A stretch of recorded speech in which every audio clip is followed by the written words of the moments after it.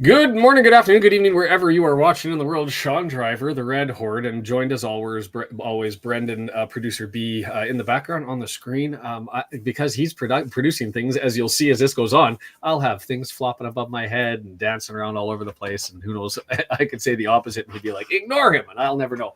But I want to send a special shout out, Brendan, and also to Deandra for covering the women's match. And I'm here. I know there were some people who are like, where's my Who Are You series? I need it. And I wanted to get it out too. I'm going to have to run blind. The reality is work is nuts. Renovations are nuts. Today's the 5th birthday for my eldest son. And so took the day off, ran him to school, and I got time to sneak this in before he finishes at 2. So we'll be blasting off for that one. I forgot to bring the chat up so I could click along and make sure that it's working. And that's on me. So let's go and do that while I'm chatting.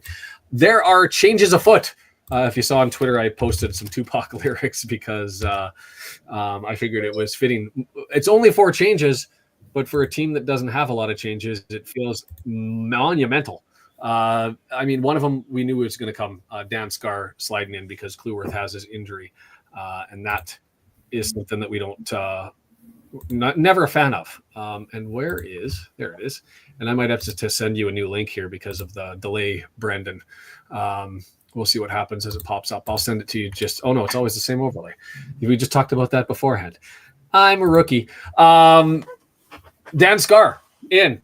Cleworth out with the injury. So it's not clear to me whether he'll be sitting in the middle of that group with EOC and O'Connor or not. I assume that's where he will be. Barnett on the wing. No surprise there. In the midfield. Okay, so we're going defensive, and this is what I thought, and I think, Brendan, you were the person who put this into my head, and if not, I'll give you credit for anyways, was if we were having an away team and a home team in the midfield and winning the games with low-scoring sort of defensive-first mentality football seemed to be something that would work for us. And bringing in Evans to run with Dobson, what do? You lose out on the potential offensive cannon, and we'll talk about that in a little bit. But what you do is you increase the difficulty level for the other team coming at you. So anyway, Evans and Dobson. The question is, traditionally, when the graphics are made, where Revan's name is, that's the name of a midfielder. So is Seb coming in for Elliott Lee? Or is McLean sliding over? Personally, and we can talk about this, Brendan, if you wish, do you want Seb's pace on the wing, or do you think that him is a little bit of a jitterbug at his age? He could become a young prodigy similar to the Elliott Lee, and you leave McLean over on the left wing. Do you have thoughts? Yeah, for me, I think the idea so I think McLean, granted, Seb's speed would be a different pace in the midfield. But I think on the wings, as Barnett really makes use of his pace and spreads the defense wide and long, I think Seb on the other side would make it an impossibility for them to be to keep a good formation, and gives us plenty of options on the passes out on either side. And the thought of having McLean and Dobson in the middle, just cleaning guys out. No one will want to bring the ball up that way. And I like the idea of McLean bringing that kind of physicality to the midfield. I know Cannon does it, but not to the same intensity that McLean's going to bring. And I can just imagine how chaotic it's going to be for the other team inside that midfield. So I know I'm super excited. The only other thing that I would have been more excited about is if they had put Mullin in, although I love every time Fletcher's on the field. So how can you not want Fletcher out there? But the speed and pressing of both Marriott and Super Paul Mullin there would be pretty awesome to watch as well. So. Yeah, the comments are having. Kyle said, just as you said, I like Jack and Fletcher together. I guess I'll go to that before I go to Steven's comment about no Mullin upstairs is up front is a massive mistake. First off, with Jack and Fletch together, I'll tell you why I'm surprised about that is I like Steve Fletcher, and as far as tactical ability, and who, if I had 5 minutes of football, who's my forward who I'm putting up front, it's going to be Mr. Fletcher. If I'm looking for a goal, he's our shark in the water. That's my guy, but I don't like him for 90 minutes. And he's had one game where he's performed exceptionally well in 90 minutes, but the rest of it has been a little bit subpar. So I like Fletcher coming off the bench. If we wanted to make a change for the big man, I go bold and go with the most expensive guy we brought into Wrexham in their history, thanks to Mr. McLean releasing the 590,000 pounds that was paid for the transfer for Mo Fall. Bring in Mo. And I know he was racing, and I know he's raw, and I know he looked ugly, but we're building for the season here. We're building him up going forward, and I think he can give us comparables to Palmer. So I'm a massive Fletcher bring fan. him in at home though, like when you feel like you've got a little bit more wiggle room, like Northampton on Saturday, looks like a weaker opponent, and it's at home. Like, you can afford to take a hit if he isn't up to snuff there. See, to me, the way that he was racing the first time and trying to do too much and proving all of that sort of stuff, I like him playing more away. And you just get it into his head that this is training pitch, like, get out there and just do your thing, and you've got enough skill and ability to just run with it without the pressure and without the groans of the home crowd and the feeling like he's disappointing and all that sort of stuff. I'd rather have the away fans who are going to be on his back rather than home fans being disappointed. So I guess it's do you think that he'd get carried by the club, or do you think he'd be let down because he's still learning his trade and his craft? I'd throw him away, but I take your point. Going on to so Wemo just woke up, or just jumped on anyway. Shouldn't say just woke up. Just had a chance to jump on, and says no Lee, and I think that's the right call. You can't expect somebody to run minute after minute, and if you watch Lee's statistics over time, he's been dropping off this year. That's not to say his quality of play is poor or that he's a bad player, but I do think that he was starting to see issues with some legs. And then finally, the no Mullin up front is a massive mistake. And I get it. And they're certainly becoming more of a team Marriott and a team Mullin, and there's people in the middle and everybody entrenched in their camps. I lean towards Jack, and I lean towards Jack because as much as Mullin is the 10th leading scorer all time for Wrexham, as much as he is the driving force behind the media, and he scored in abundance in National League, League Two. He's got to earn the track record in League One, and coming back from the injury and needing the points and being able to split minutes with Marriott, because they get subbed out at the 65th minute, so they're able to go like pit bulls. It's really only a 65-35 split, and really you add the extra time, and there's more in the second half. It's probably like a 67-33 split. I'm okay with Jack getting the run because he was, before Mullin came back, tied for the league lead in scoring. So I get the some of the anger and the frustration, but it also lets Mullin get his legs under him and figure it out. The reality for me is his shots on target statistics just aren't there as much as I would hope that they would be. As much as we paid for Mullin and for Fall and for them to start every game on the benches. But paid for Mullin, we paid just as much, if not more, for Marriott. I mean, I'd have to go back and compare the numbers. But I mean, Marriott's played at this level and been successful at this level. And he only had 1 goal in 17 games last year, but he's got 4 in, what are we at? This is game 9. So 4 in 8. That's not a bad, it'd be a different situation if we were really, really struggling and we were pushing Mullin to get back and get full healthy and find his legs and beat the rust off. But I'm comfortable putting him in for 35 minutes. And I'll say this, well, maybe I won't save this. Do we bring up the season statistics and look at this referee card that I made from last, I don't know if you've got that there, because this is maybe part of the telling story, is the referee. Because I've never seen this in the time that I've covered things. And so if you bring up the one that's got Mr. Will Finney on it on the screen, and let me know when you've got it. Go ahead. So Will Finney, a very experienced ref. He's doing championship games. He's done 2 in the championship. He's done 2 in the EFL. He's done 2, or EFL Cup. He's done 2 in League One and 1 in League Two.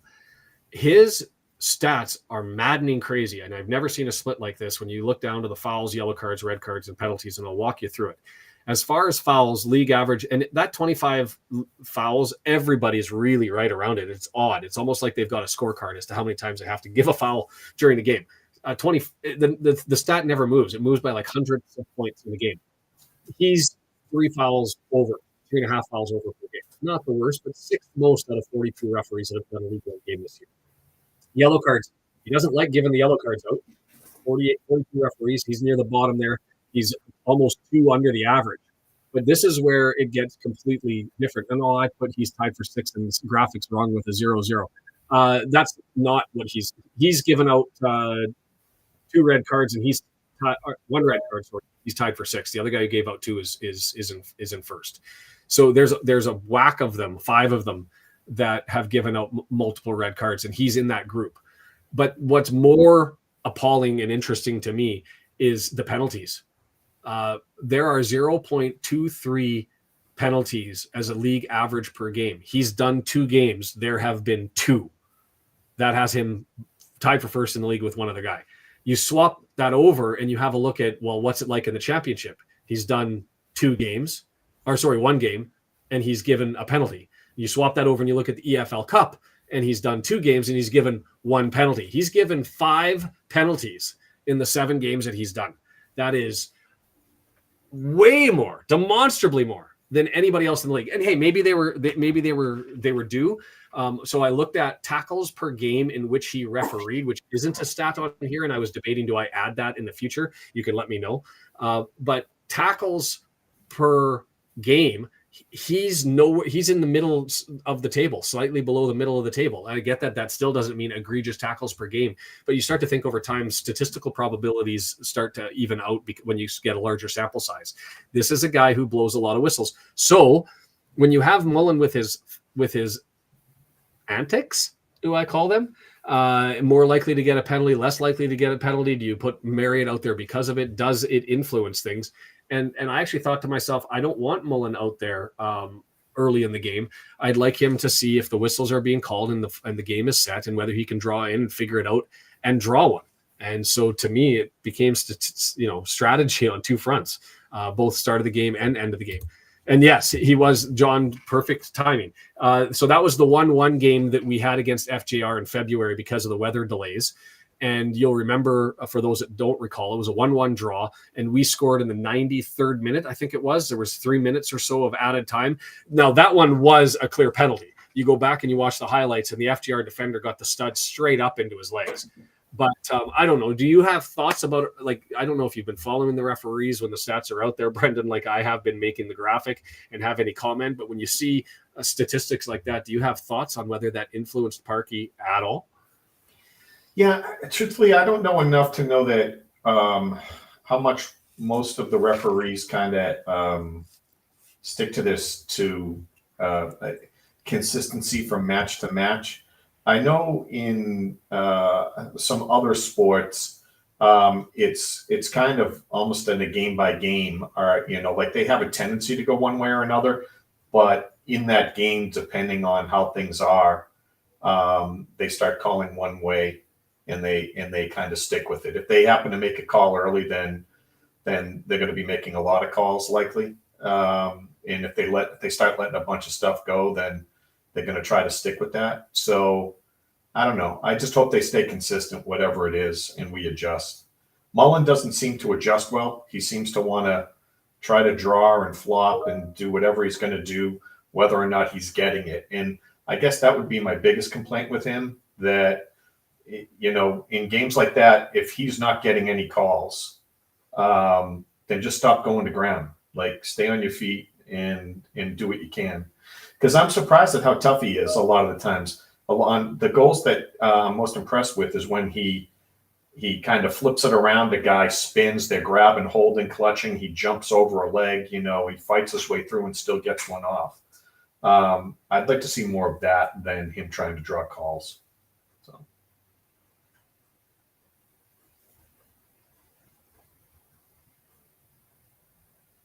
I just brought up the season stats as well for our last 5 matches. Did you mute yourself, Sean? I did mute myself because I opened up a can.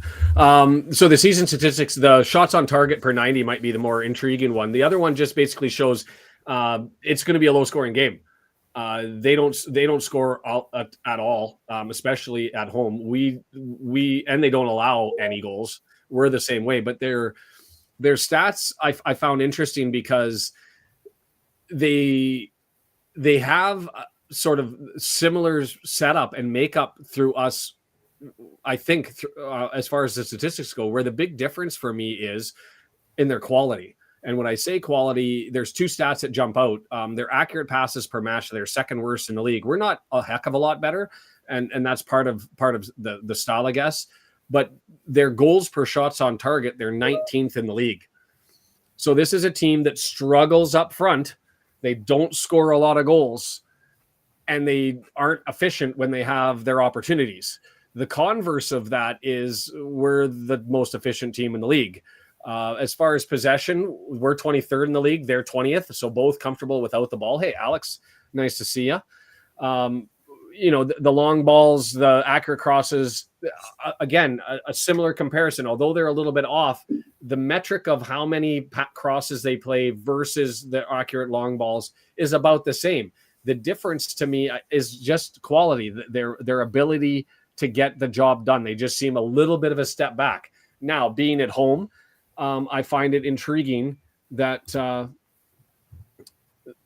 whether that's going to be enough to push them over the line and get them there. You have to remember they've been sort of, I don't want to say Jekyll and Hyde, but they've had some results where they've played some top teams, and they've given away some games and they've stolen some games. The big shock to me looking through their lineup is Dan Kemp, and John will test your history. If we know the history of Dan Kemp in League Two, here's the kicker. He's not even in the lineup. Now, I'm not a manager. I'm not Alex Revel, who took over when they had the shocking departure of Evans, who bounced out of Stevenage, who was doing relatively well at the time, to go to Rotherham, who was on their way down, knowing that they'd meet up. But Dan Kemp played for Swindon in that first game of the year, that 5-5 game, and he blitzed us. 2 goals and assists, and he was just constantly a threat. Then he goes to MK Dons for the last half of the season, and he scores their only goal in the 1-1 draw against us. He's got moxie against us, and so one of those things where I was surprised that he didn't come into the game and drawn in when you're a team like Stevenage that has all the defense in the world. They are the best in the league at not allowing teams to take shots on target. They've got a decent save percentage. They are set up to shut down. You want something up front, and a guy who's been a weapon not there. I don't know, Brendan. Do you remember Dan Kemp? Do you have thoughts on whether he should have been brought in? I don't know enough about Stevenage's team to know the depth chart of whether or not Kemp's a guy that needs to be out there. He was very good last year. Like you said, he's on a little bit of a streak of doing well. We don't know. Was he dinged up a little bit? Does he need a break? I don't know if he's dinged up, but I just to give you a little bit of context, I don't know if he's dinged up, but he has played 73.5% of their minutes so far this season. But he doesn't have a goal, and he doesn't have an assist. No. Yeah. Well, maybe they're giving him a break to kind of make a point and get him to dig in, or maybe they're just trying to get a spark from someone else at home. Again, like as I was referencing, I think that you can give guys, certain guys opportunity. At home, you may want to bring in certain guys, and when you're on the road, you may want to bring on certain guys, right? So guys you count on, unless you think you're going to get blown out away and you're just trying something exotic and hoping for the best. Otherwise, you want to go with what you know on the road, right? And try to get out of there with a point. At home, you probably feel like you have more leeway, and that's probably the best time to bring someone in and hope that they give you a spark. So maybe that's what this is. Yeah, it could definitely be. Grizz just jumped in and basically summarized everything we talked about in the first 15 minutes. Fun starting 11, predicted Scott, Evans, and Revan. Thought maybe Fletch, but didn't know he'd be available for 65. They'll be revved up and energized. And then we've got teams coming off the bench, and he says Wrexham 1-0. I'll take those score updates. To me, I think if you score one, you guarantee a point. The only question is do you need two to win? I'm going to go with a 1-0 Wrexham win as well. We'll see what it's done. Brendan, do you have a score prediction? I was thinking 1-0 Wrexham. If it gets crazy, maybe 2-1 Wrexham. But that's what I'm thinking. There's John. A lot of games in a lot of days, but one would think a guy who scored 3 in his last 2 versus us should play. There's just players who have another team's number, right? They just, for whatever reason, they show up. Toffoli against the Vancouver Canucks. That's why we brought him into our lineup for a while, is just so he could stop. We're getting close to the start up here. I also want to advise and just make sure I get this out. All of these watch parties, watch alongs are being brought ad free throughout the duration, all season long, thanks to the generous sponsorship of Ultimate Promotions. Altipromo.com, ultimatepromotions.biz. If you're looking for lapel pins for sport trading, for work, for employment recognition, for anything, go and check them out. Altipromo.com, ultimatepromotions.biz. They've also do the custom medals. They do the badges, soft enamel, hard enamel, the press stuff. They do great work, free artwork, free shipping. They'll set you up. Go and check them out. And thank you to them for making sure that you guys don't have to skip the skip button during all of these things. We're getting everybody's underway here. We're they're in their white and reds. We're in our I think our yellows, but I haven't seen them yet, to be entirely fair. And they're just talking about that on the highlights. Exactly what I was talking about, the 5-5. I was going to say something else precipitous and insightful, and it's completely slipped my mind. And so I'm just getting distracted and trying to find out what's going on here. I'm excited for this one. But get your score predictions. It sounds like everybody's 1-0. And Jason, just to be different, they are coming out in Paramount Plus. We've got them lined up here. So the 4-2-3-1 for them. A lot of teams running that 4-2-3-1 in this league. Seems to be the formation of choice if you'd have it. But yeah, they're talking about Dan Kemp as well. I find that shocking. Like, to me, you go with somebody who's got a hot hand, especially when you're looking to get him a crack out and you're a team that doesn't score. When NHL Hockey Talk invades Wrexham analysis, my world becomes complete. There you go. And the season's starting soon. And I'll be like this. Although I might have to actually start talking NFL football because I'm a Minnesota Vikings fan. And I was like, we're going to be so bad this year. And all of a sudden, we're 4-0 and we've looked quite good until we miss a field goal in the playoffs. And then I'm in tears. Ooh, Mumlin's changing up for the 3-1. I'd have given Mac a day off, and I'm thinking he needs one. Interesting stat from him, and we didn't have time to bring them up, but 9 shots, 0 shots on target. And they've got the graphic up, but it looks like they're going to be getting fired up, or I don't know which way the camera's going to go here. But there's the man, Mr. Finney. He who likes the color of his cards to be red, not yellow, as he gives out almost as many reds as he does yellows. And almost as many penalties as he does yellows. That's a weird stat to have. It's just a weird stat to have. So for this one, Wrexham in yellow going from left to right on your computer screen. Stevenage, the first ever game against Stevenage, going from right to left, wearing the white and the red. And I'm going to bring up my FOT Mob stats so I can follow along.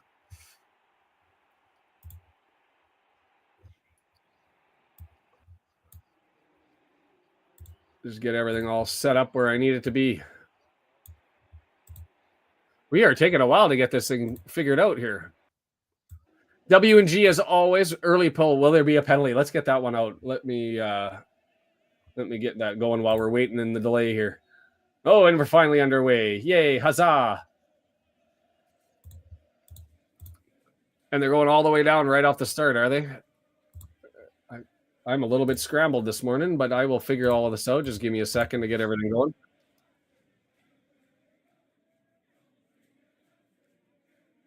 Ooh, I'm potentially way ahead. As we're underway, we're 21 seconds coming up to 25 seconds for you can mark it with a throw in here coming in 25 seconds. All right. Easy possession for us down to the left-hand side, and it's going to be EOC. It looks like, yep, EOC filling the spot on the right where Clueworth was, and Scarr moving to the middle of the pitch. As we settled up, going to be a long forward. Evans searching, nothing there. Lay off, and Marriott's able to get the header, but he loses it on a touch that's stabbed away, and it's cleared. Is it going to just go out for touch? No, it's played by EOC, and he won a throw in anyway. A little bit risky there and dangerous. He could have let that one play out for the throw, but he thought he had time. Draws it back in with the space and almost loses it on the challenge, but he gets banged out, and we're going to go with a throw in anyway. Let's grab that poll while we're going. Like button is down below. Smash that one while you have the chance. And you say 5-second delay, but it might actually be perfect by the time it goes through YouTube. And then here's the poll.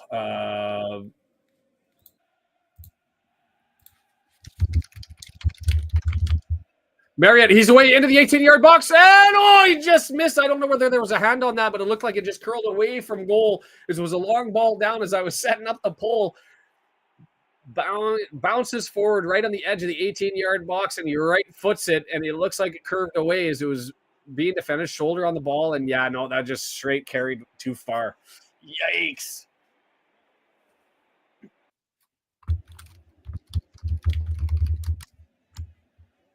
I should almost give John control to make the polls because it's something he comes up with 90% of what we're putting into the polls. Let me see if, John, if you're interested in doing that, I can add you to the mob of people who help out with this. W&G with the scores, Brennan in production, Deandra filling in with the women's matches and carrying things, although it won't be available for the next 2, so I'm going to have to figure that out. Nice little tackle there by Barney, and he bangs it off, and it's good. Evans is there cleaning up. See, and there's Evans. He just seems to... A penalty against us on a clash of the legs in a collision between Fletcher and Williams, it looked like. Evans' moxie is not in his tackles. He's not going to ratchet those up like Dobson does, but it's that he just nicks ball and he finds spot. He seems to be able to read exactly where it's going to end up going. Oh, man, with an exclamation mark. Is that an affirmative? Or was that in respect to the goal? Brian's got a 2-1. Sarah from Blackpool checking in. I'm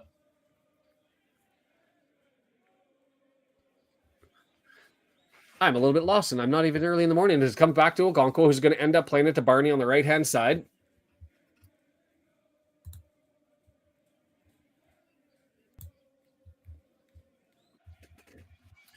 Reven, left-hand side. We haven't even figured out, is Reven playing as the he's playing on the wing, so it's McLean that's in. Reven's challenging 18-yard box, gets it to McLean. Here comes across. That looks heavy, but it goes far post. Fletcher's not able to get it back, but Barney's able to collect 22 yards out. Barney swept in. Tried to get across. Who was that going in there, diving in? Marriott tried to get his legs on it to draw it. Couldn't get it. And instead, it just sort of rolls out. What was Marriott trying to do? Was this an intentional jump through the air trying to get his feet on it? And he actually did. And it just gets headed out. We'll get a corner over on the left-hand side. Marriott, the missile, all over the place right now. Soviet Union ball joining the channel. Hello, comrade. Left footer. Near post, it's dangerous. Oh, and it just came down and couldn't get collected by EOCs. It landed on his feet, but too sharply, and it bangs away. And here comes the counter.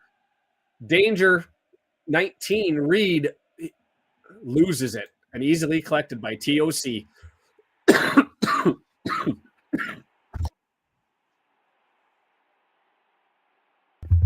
My word. The bug that came with the pneumonia, it lingers. That was a Marriott shot. Yeah, John, it was. And I'm good on poll creations, but thanks for asking. I watch it and interact with my phone. Appreciate it. I got that then. Keep them coming in the chat. I'll get to them as soon as I can, John. EOC wanted to run it through the middle of the field, drew it back to Scarr, and we're sitting it up between the three in the back, looking for options through the middle of the pitch. Dobson comes out, makes himself available, but it's a long ball over top for Seb. Seb not able to get there, but just kind of glances off both of them and moves into the corner, but we're without control. Marriott rushes this. Now it's a messy upfield play by Stevenage and easy collected by Dobson, who swings it right side for Barney, moving down the wing. Right side, 30 yards out, 18 yards out, looking to beat his man, right-footed, far post, headers there. Revan couldn't get to it, and it gets cleared away. They're looking for the foul, and they say that he came in too assertively on that one. Butler, not able to handle Barney early on that left wing of their four center backs, the left back, I should say. I love that Soviet Union ball joined. Brings you back to the hockey stuff. 1989 World Junior Hockey Championships, Canada versus Sweden, John Slaney goal. Niet, niet, Soviet, da, da, Canada, echoing through the arena.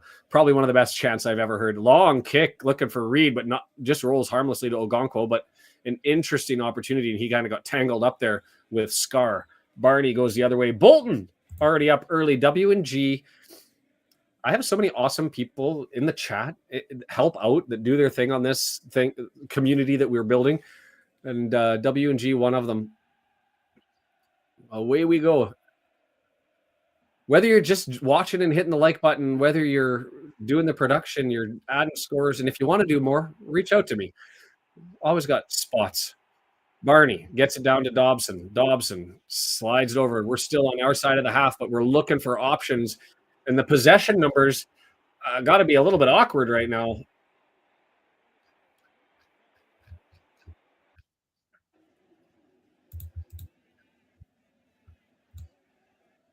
%67% us. Thank you. Is that obvious? I was looking for everything and clicking around.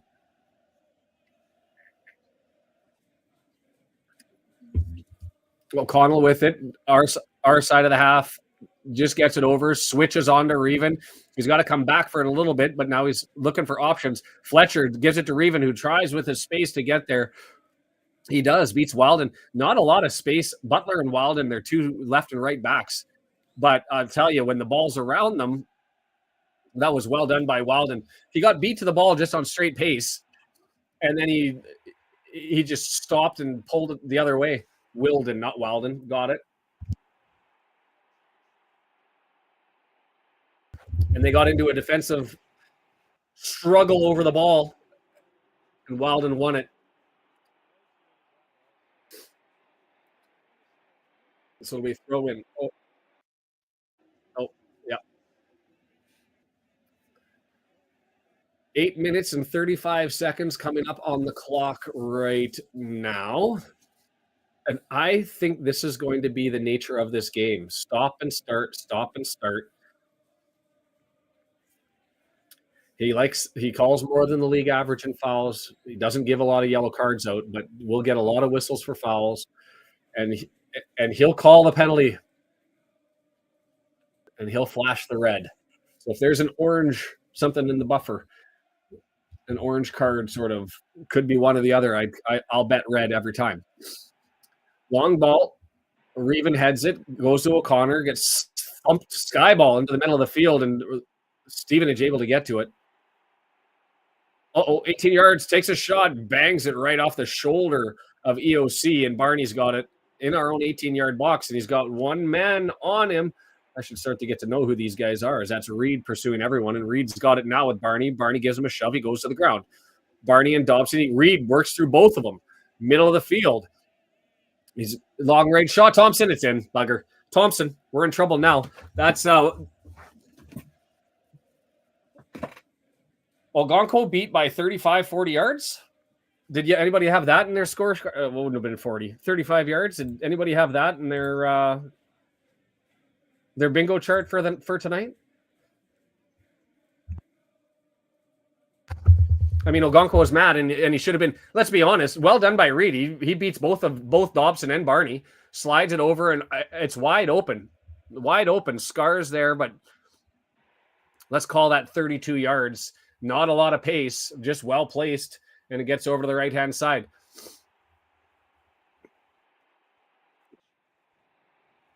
Well, I think Scarr thought there's no way he's going to end up taking a shot from there. It's not going to have enough pace, but he didn't get over there. I mean, perfectly placed, like just off the inside of the post.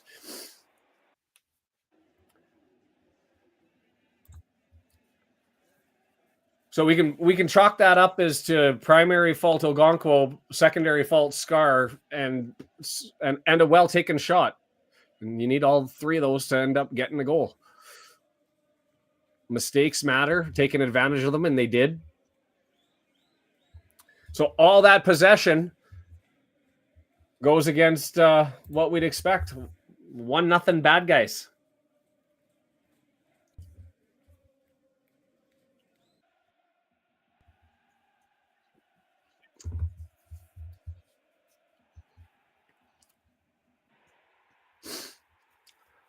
Thompson, Reed gets the assist. Oh, EOC now, right side, throws it in, headed away. Piergiani, O'Connell grabs it back, another long ball. That was Butler who got up there, I think, not Piergiani, but maybe I'm wrong. Push, shove, ball goes out, and it's going to be a foul anyway, and a free kick for Stevenage going the other way as Fletcher's pleading innocence to the linesman. RKO got the wake-up notification. Things were going bad. To be fair, more possession than we've had in the entirety of League One so far in a game. And Giselle now begging before lunch ends for her that there has to be a goal. But yeah, the push was going to have to be on for 2. And against Stevenage, that's a tough ask. This is a team that's best in the league at keeping the ball out of their own net. Fletcher, shoulder barge, nothing given. Reven with it, recovers, flip up over top, and nobody there. Piergiani drives it, and it's now down the right-hand side. Long left side. That's going to be Butler who draws it in. Piergiani back to Butler, 40 yards out, drawn all the way back. Left-footed, switches on to the right-hand side for Stevenage. It's going to be lots of space for O'Connor to get there. Gets it to Evans, gets it to Dobson. Dobson doesn't get the header he wants, and he gives it away. Here comes Stevenage. Thompson again being told to shoot by the crowd, and he gets it to the right side and lays up on this one. Thompson.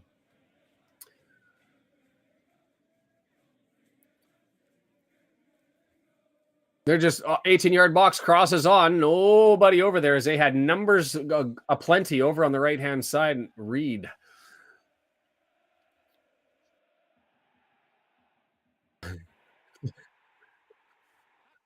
The broadcaster doing the color says Reed crossed it over to himself as that's where he should have been.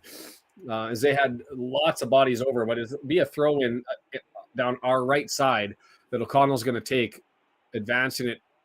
And it's headed into the middle of the pitch by Stevenage, drawn all the way back. It's moved over again. Thompson controlling the midfield so far, and he gets it over to Wilden. Wilden moves forward, 25 yards out. Advanced, nice ball, 18-yard box, dangerous. Left footer, it's right there for them. Blocked. Whoo! EOC sliding in, and then another long shot from Butler. Ogonkwo has to make it. Getting swarmed now. We had control early, but now it's getting messy. And Brendan says the back line looks scrambled, but EOC nicely draws in there to be able to take that opportunity away. 18-yard box, drawn back and beats Scarr, gets it to the middle of the pitch, and EOC, who'd moved over from the right-hand side, able to shut that one down. Whew.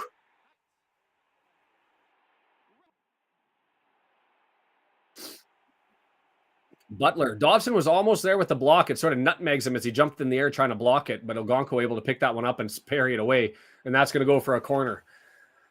On the left-hand side, we're hemmed in. We're stuck. Parkey's a terrible game manager. 5-1 loss incoming. Yikes. Lots of time left. I don't know if that should have been 2-0. Which one were you saying? The long shot that Butler took that should have gone in, or was it the drawback play by Phillips and whether he would have taken that shot? Dangerous. Long kick forward, headed down into the 18-yard area. Revan gets it out. We've got a break coming as Marriott preserves possession. He looks up for Fletcher, and it's taken away, and we're spun back. They've looked crisp in the midfield, and that's not what I expected. You look at their statistics, and it's going to be a free kick for them. O'Connor a little bit too assertive, they say.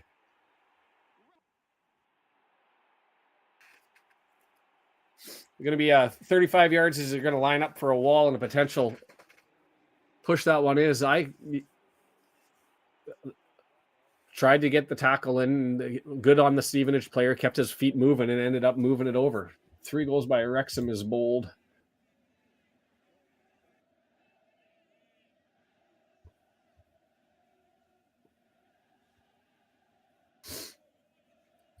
King stepping up to the ball, going to be a right footer, and they got lots of people lined up. They're going to be 30 yards out here, 32 yards out, about the length where the goal went in by Thompson.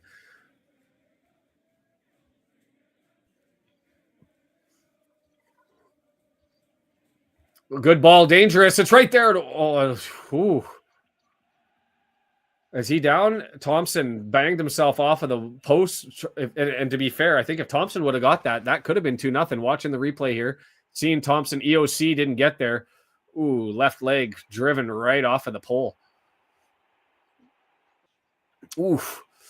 It didn't look bad live, but when you watch the replay, he just took that. Oh, it was the right knee. Took a knee off of the post. That one had to. Yep, that one hurt. Stevens I don't recall you being this pessimistic, my friend. Woke up today and read the tea leaves, and Stevens not feeling. It's the yellow card accumulation I thought was at 19 games. It was 10 over 19. Am I wrong there? That's a Google search. Yellow card accumulation, EFL, as I'm going to watch this one, and we'll see if I can get to it before somebody else does. EOC with it.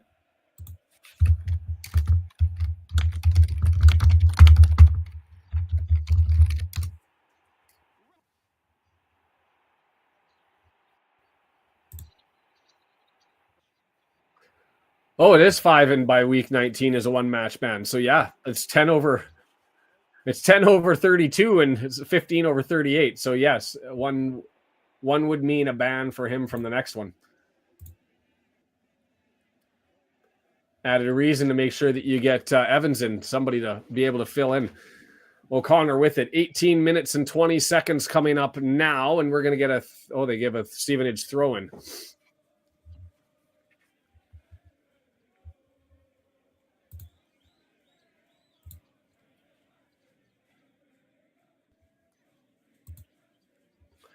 The Borough.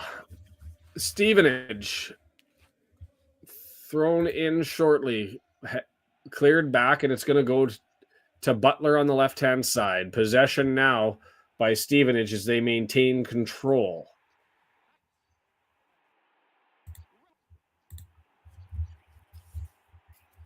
Steven, I'm always pessimistic.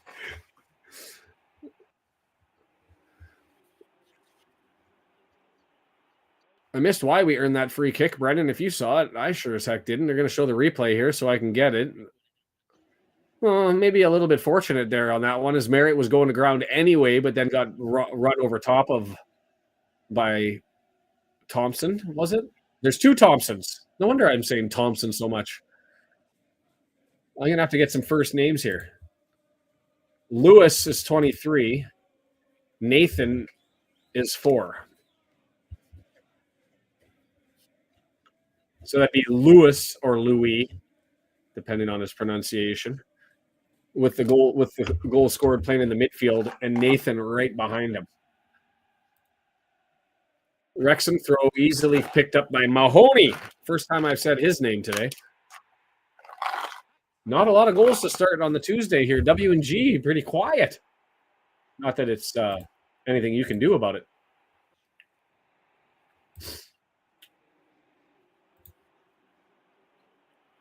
We'll get it today, then get it over with.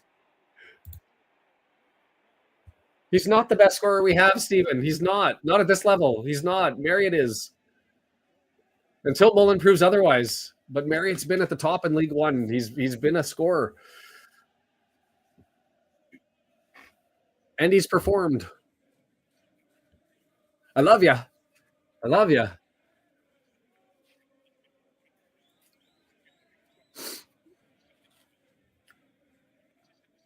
Right-footed, 40 yards out, and I hope Mullin comes out and blasts the hell out of it and scores a hat trick, and we all go home and I have to eat my. Don't even say he's a bad player. He's just got to prove it first, and I don't think he has with his appearances so far this season.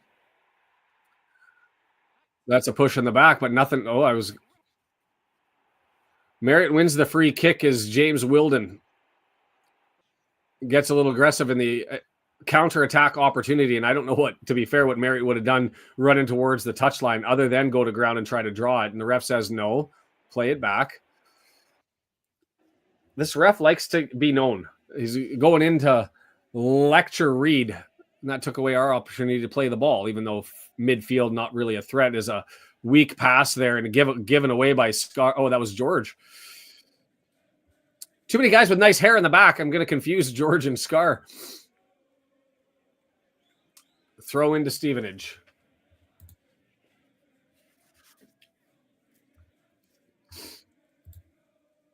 Retracted. I don't know why. I can't bring that up, Stephen. You'll have to. I don't know if Caps got you. I don't want him to be angry. I like opinions, and everybody has them. And I could certainly be wrong. It's been known to happen once or twice. My wife will say every day. Thompson with it. Gets it to Thompson. Nathan to Louis. Louis to Nathan, and they get it all back to Wilden, and he's pulled down by Marriott, and it's going to be a foul going the other way.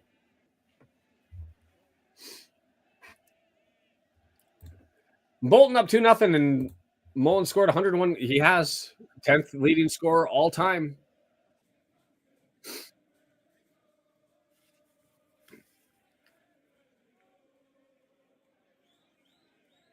Repelled by O'Connor.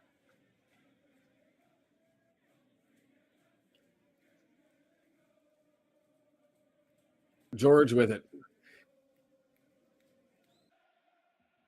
It's an interesting discussion to have. Opportunity there, 18-yard box. Marriott tried to. Difficult ball that came to him, knocked it down, knocked it to himself, tried to get it and put it in. It's an interesting thought that I've had, and I haven't looked into the stats or all that sort of stuff, but North American teams tend to be built around franchises and teams that you just think player and you think jersey. Tom Brady, you've got it in your head. Cam Neely, you know who we're talking about, right? Mark Messier, even though he's moved around the league, you know what jersey. Wayne Gretzky, maybe a little bit harder to deal with when you say like Shaquille O'Neal or LeBron James or names like that, but Michael Jordan. In football, there seems to be a lot more movement and earlier and more frequent movement. It's like 2-3 seasons here, 2-3 seasons there. Very rare for somebody to put it up. And is that part of the Love Moles thing? Is part of that player identity is the club identity, and maybe it's done that. But I'm not saying, Stephen, that at the end of the season I'll be saying that Mullin is or Marriott's better than Mullin, but as of today, I don't think it's even close. And until Mullin pushes the needle the other way, I think that's a fair assessment. Cheers, Giselle. We'll catch up to you. And here we are, midfield. Finally, a little bit of possession for some period of time as O'Connor gets it to Revan. It's drawn back to O'Connor. Press is coming to trying to trap him in. And O'Connor's got to go long towards the middle of the field. And it's knocked back onto the feet of Marriott. And he gets taken out by a brilliantly timed tackle by Stevenage. And here comes Stevenage on the counterattack. It's 3-on-4, 4-on-4. O'Connor out there. Nice, well blocked. It's going to go for a corner over on the far side, but 4-on-4, you'll take that opportunity. The counterattack was on. Travis here, Herb, your keyboard. Hopefully we're taking the Birmingham approach. Give away an early one, then score 3. Your keyboard to God's screen, says Michael Smith. Yeah, let's not talk about that trade, the Cam Neely trade. Worst NHL trade in history, potentially.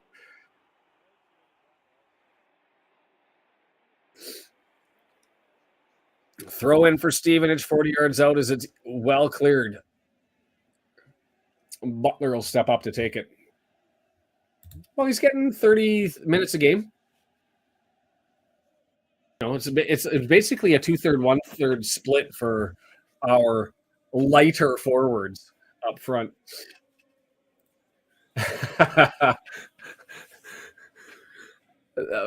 Fair enough, but I was just trying. You get my point. Club identity, player identity. Oh, a yellow card. A guy who doesn't show yellow just flashed it for a nonsense reason as Butler got it for time wasting in the 26th minute.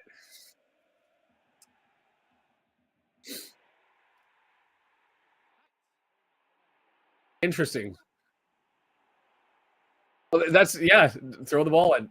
That would be the answer. But I think it's 26 minutes in. It's a little naive, but it's also the referee. He blows it down and he's admonishing people and he wants to control the game. He's definitely got his fingers into what's happening on the pitch. And he said to Butler, play it, said to Butler, play it, said to Butler, play it, and then finally said, you know what? I'm just going to give you a card. So lesson learned. You're going to have to bite your tongue and do as the official says. And that's just what it is. Head it out. That wasn't a good play by Scarr. Tried to head it towards the middle of the pitch, and instead he bangs it off. He tried to get that one off there. But you got to play more Scarr in my eyes. Plymouth Argyle, man. I think he needs to bang the rest off. Whether it came in a start or would have been better to do the 60-30 split, 60-40 split earlier in the season just to keep things refreshed is certainly debatable. I probably would have liked to get him more minutes off the bench to start than he had before he gets his start here due to injury. But what do I know? I've never taken the UEFA officiating course. The battle, and George Evans wins the throw in there just by being stuck to his man. Roberts, I believe. O'Connell. Oh, blocked down. Scarr nicely recovered, at least to repel that one. And Dobson can't get there in an awkward challenge. And it bounces all the way back. And it's Butler. Left side. Leaves it there. King all the way back.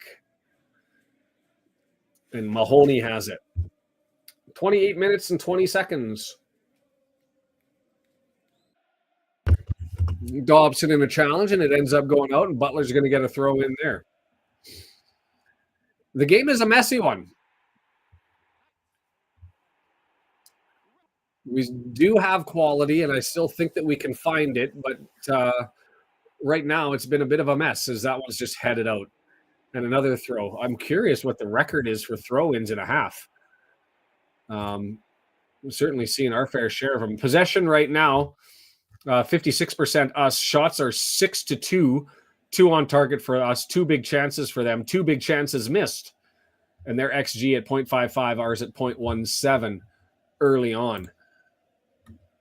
Scarr, nicely taken away there. And we've won the ball, and it gets back to EOC, who's in the middle of the pitch, who plays it back to Ogonkwo. And Ogonkwo just thumps it and gives the ball away to Stevenage as there's nobody around Butler. Butler left side, draws it back. Fortunate that all the play really right in front of me at the midfield stripe on the left-hand side, right where the camera is. And as I say that, Mahoney gets it and goes far side. Reven, the little man, gets up over top of Wilden. Is that Wilden that was way up there? Couldn't have been.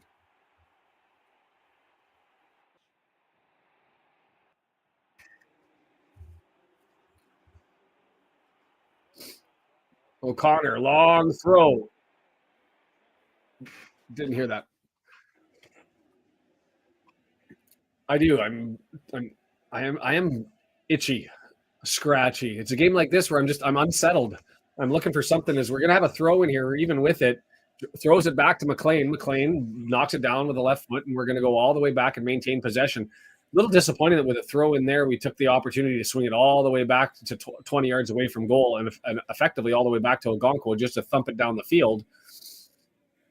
Well taken by Fletch, though. Oh, I couldn't get the pass away. Tried to get the through ball with the off the outer foot, left-footed flick onto Marriott, and it bangs off a Stevenage player. And after a scramble, Mahoney gets it and thumps it down the pitch. EOC gets it to Ogonkwo and will build up through the left through O'Connor to George to O'Connor. 20 yards out.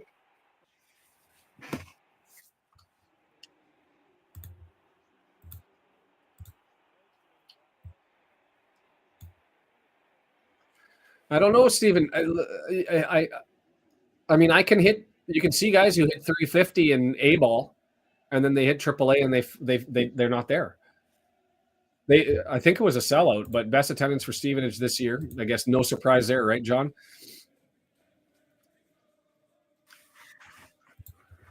Aaron wants the win and doesn't want to settle for a draw. I'm with you. I mean, it's an interesting statistic. You win and you've got like 1 loss in 4. You get a draw and all of a sudden you've only got 1 win in 4. Very different narratives that can be created, right? Depending on the outcome. The reality is a draw would work for me given the teams around us that are playing each other. Ref doesn't give a foul there. And it's brought all the way back. Barnett now with it over on the right-hand side, up through the middle of the pitch. Finds Fletcher, and well done and well controlled. Nice, Reven. We've got numbers then 4 moving forward. Gets it up to McLean, and we're going to get a corner over on the left-hand side. Well slid tackle. And that wasn't one of their center backs. That was Lewis Thompson, who came all the way over to take that one away from McLean, who has his 10th shot, but he's yet to hit target this season. Elliot Lee not on the pitch to take the corner. So we'll have a left-footed out swinger from the left-hand side through Tom O'Connor. No Clueworth on the other end, though. And it just goes over Fletcher's head and it gets headed away and it'll go out for a throw-in.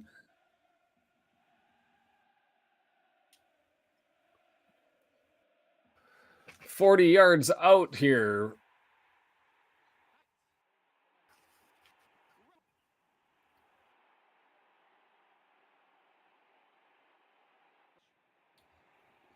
Dobson chasing down. Wow. The pace. Young. First time I've said Young's name today.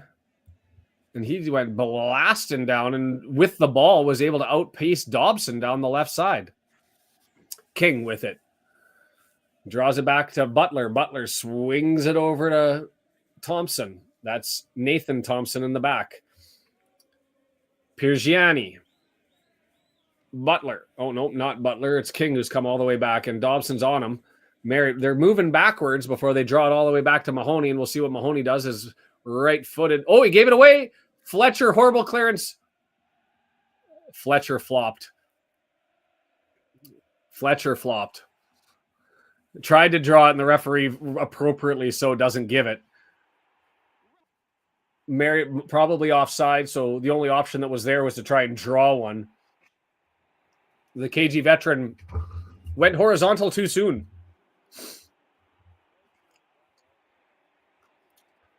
Like button is down there, 34 minutes and 20 seconds, and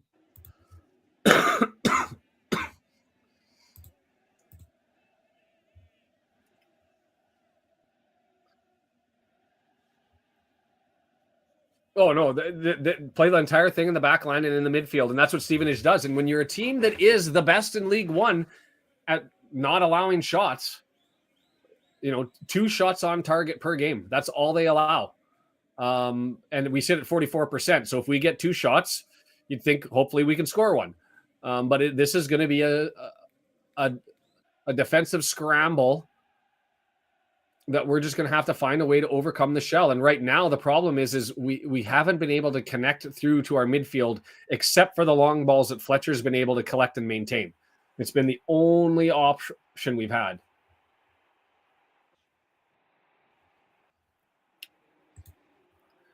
I'm with you, Steven. It's going to be a tough battle. And Utfan, 1983, welcome. Hope to see you in the comments, and thanks for subscribing. Bristol Rovers goes up 1-0 on Charlton, helping us out there.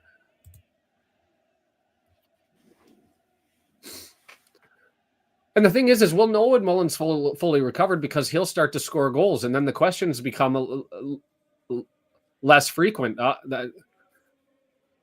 That's a goal kick. I was surprised that the official, the player there, Young, even tried to convince that was going to be a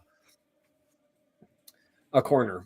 Bounced off of his legs pretty clearly on a missed touch, and it rolled out, and he tried to suggest that it was knocked out by O'Connor.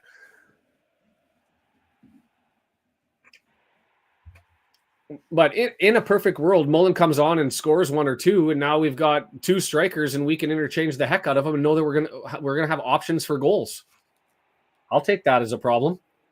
And then at the end of the season, when they sit there scoring 15 goals apiece, we can say who's better and have a full-on debate about it. And it'd be a beautiful play as Evans scramble, loses the ball, and EOC has to rescue it and play it over to O'Connor.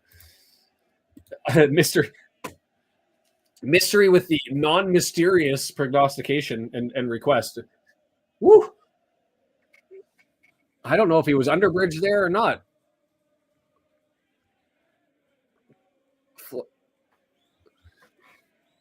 I don't know if he was actually undercut there. I'm going to have to have a look at this when he goes up in the air. And woo. To be fair, that was more Fletcher moving across Louis Thompson than it was Louis Thompson undercutting him. Hey, it's been a while since we've had squeaky bum time, right? And the referee controlling everything. Move it 5 yards further back. We're not going to let you play it early. I am in control. I am the law.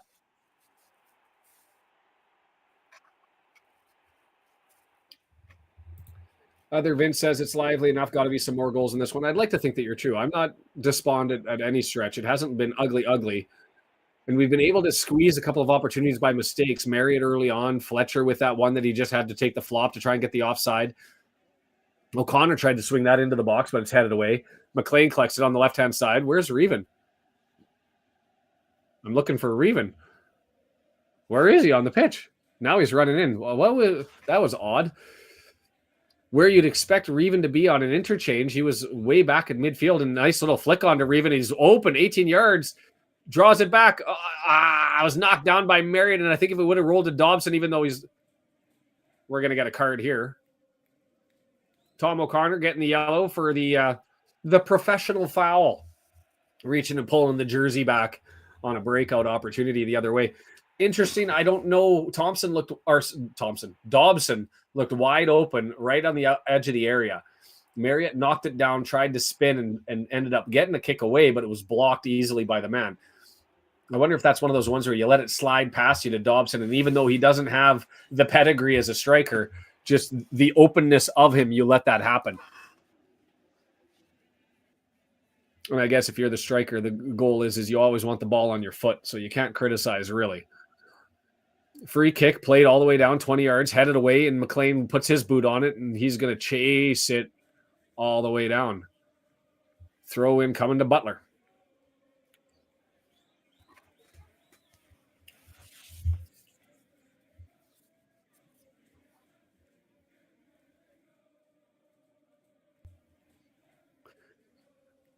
It sounds like our chant, but the lyrics sound wrong.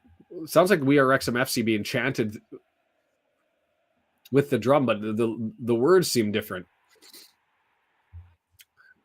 Thrown in, Stevenage able to nick it, and here they come. Reed down the left-hand side gets around Dobson, who's got beat by the pace a couple of times. No, that was a good tackle. Thank you. We got a player down, and now we got another player down. Injured. Fletcher, down. 2 players injured.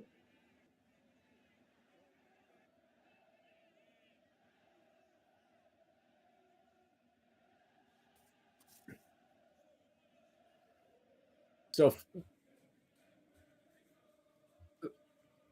Fletcher looks like he's... Oh, George! Yikes. I'll get through the other one. Oh, cheap. cheap from Phillips. So the first one was an accident, and that was just George got rolled on with his knees, and that was an awkward, like that's.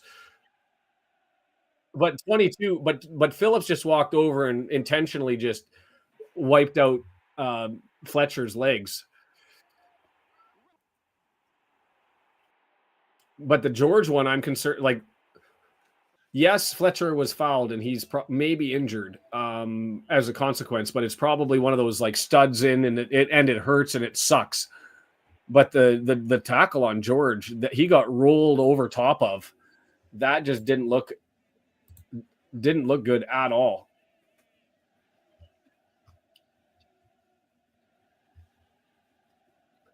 They're mostly coming down the left side. For us, we're mostly going down the left side. I don't think Barney's had really a lot of ball. I don't know if you can give a card on the first one because I don't think it was intentional. I think that was just bodies colliding on a play of the ball, and the way that they went down in a bunch. He got his legs wrapped up under his body, and when he rolled, it was his legs, and you just think ankle knee dislocation, force on. That's had to have been a bugger. The one that Phillips did, the cheap shot on Fletcher, deserved at least a yellow. Yeah, so he got tackled, and that was 19 who just got tackled, slipped, tripped, and then collided into George and rolled right over top of him. Exeter goes up 1-0.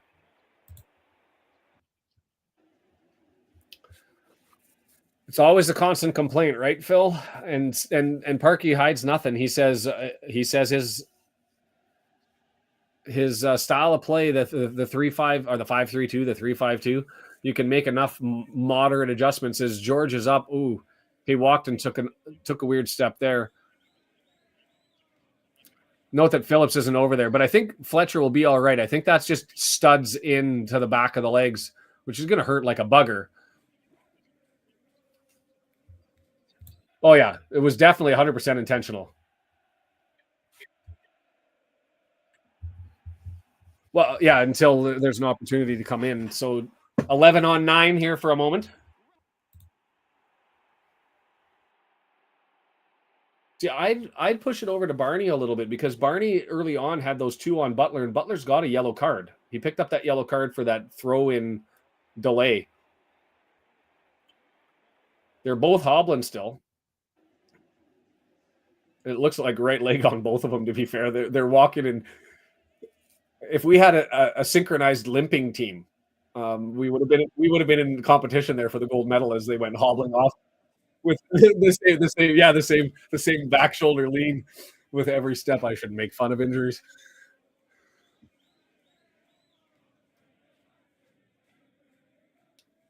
Fletcher went to look at Phillips. I will keep an eye on 22 now and see if there's going to be a return shot the other way. Dobson, just clear it out. No, it's kept in.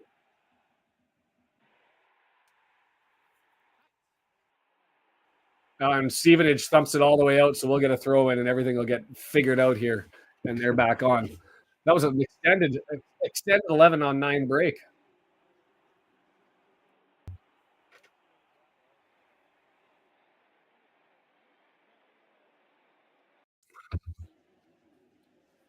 The broadcasters and the fans upset with the amount of time that they spent off after the treatment, saying that was unfair given the circumstances because we shouldn't be penalized by being short two men because of the actions of the other team.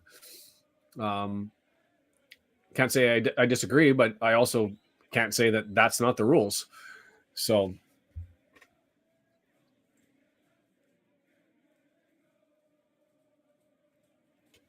Oh, I actually didn't see that part of it. And you're right. If was the ball, but the ball went out by us, didn't it? Wasn't it a Revan throw-in? Yeah. Looking for Mullin to come in for Fletch already. Stockport goes up 1-0 in the Salops.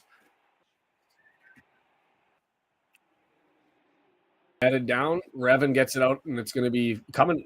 That was a quick first half. We're already there. 45-minute mark coming up now. We'll find out how much added time. 4 minutes of added time. And we'll see, get him to the half, and you can also use the extra window as far as subs are concerned if you need to, depending on how they feel. Oh, yeah, Evans isn't good. Yeah, he's got his thumb up. He just hurt himself. He's done. Landed on his right foot, his right ankle, and immediately all weight came off of it, hand up in the air, wave into the crowd. Just get him to the half. Get him to the half. If Evans can make it to the end of the half. Nope, can't. It's an advantage because you maintain your windows for your subs. You're only allowed 3 windows, and if you have to use it, then you've got less opportunities to do the substitutions later in the game. Any halftime changes are a free substitution. You don't lose a window. Yeah. So if this is where you're asking them, can you suck it up here for 3.5 minutes, and you play 10.5 men down or a half man down for 3.5 minutes for the benefit of being able to maintain all of your windows.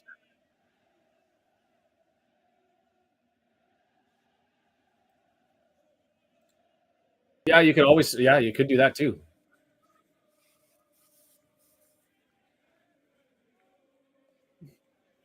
This is always one of those things too. I always say during technology, like, do the referees at half ever look at potential missed calls? And you see this opportunity here where it's Reed who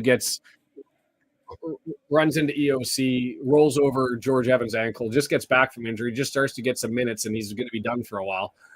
And you can see him despondent, just had a sip of water, rolled his eyes, and put his hands in his head. Evans not in a good place. And yeah, he's going to have to come off. So Cannon's already loose and warming up. Well, bugger. So it's going to be Andy Cannon coming in. I assume it will be postponed on the 12th. I haven't heard officially, but they have enough internationals that'll fit the 3 international rule. I'm a little bit worried about Jason. I think that was the game that he had tickets for and was flying over to Edinburgh and go to Wrexham. I know he's got another one there. There's a trophy match, but he was planning to take in 2, one with one league game and one trophy game, and he might be stuck with just the trophy game. Wolverhampton, I think, is the one that's coming up. I haven't seen Jason today, and if you're irking in the background, feel free to join us and let us know. But Cannon in, so it'll be more than just the 4 minutes. They'll add the time for whatever it took for Evans there, and we'll see if we still use the halftime sub for Fletcher.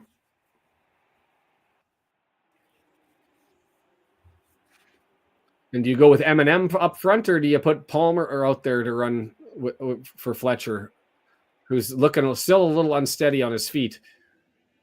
Nice play through it up to Phillips, the cheap shot artist. Phillips with it, 18-yard box, crosses it, Reed. Oh, and it's going to go for a corner. Barney sliding to get the tackle, and the guy has to lift it up over top of him, it looked like, and I manufactured it and got it up way too high.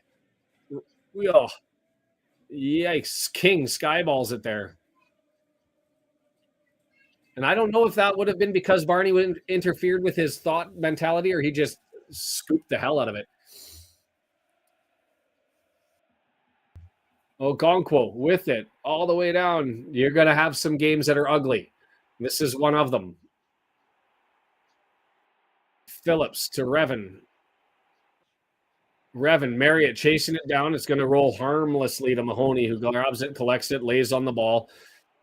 He's going to take his time, just try and get this to the half here.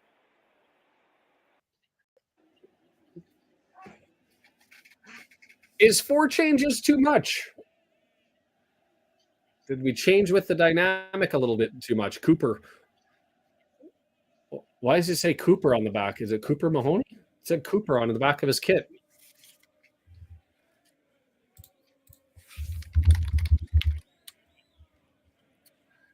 EOC heads it away, looking for the half there. Dobson chests it down, loses control, and wide open, 18-yard. And the whistle went. Offside.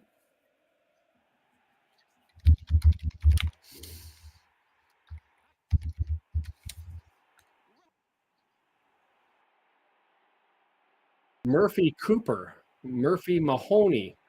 What's going on? Murphy Cooper. Somebody tell me why. And I have Murphy Joseph Cooper.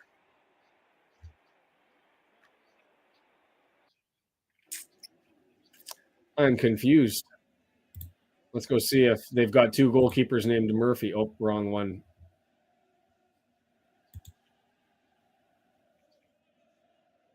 Cleaned out, Marriott. Going to go for a goal kick, but I don't have a problem with that challenge. Totally allowed on a 50-50 ball to have that shoulder barge. Murphy Cooper, 13. So it is Cooper.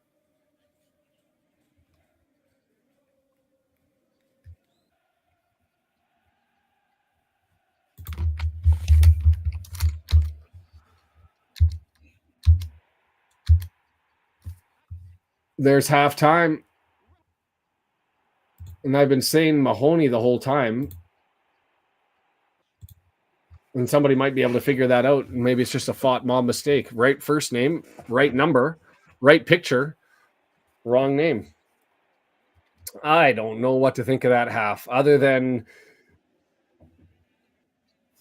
I mean, I'm even trying to go back and think about the goal. The long searching shot from Thompson after Reed beat Dobson and Barney over on the left-hand side, walks it over, and it's a long 32-yard kick away. Scarr's nowhere to be found in the area.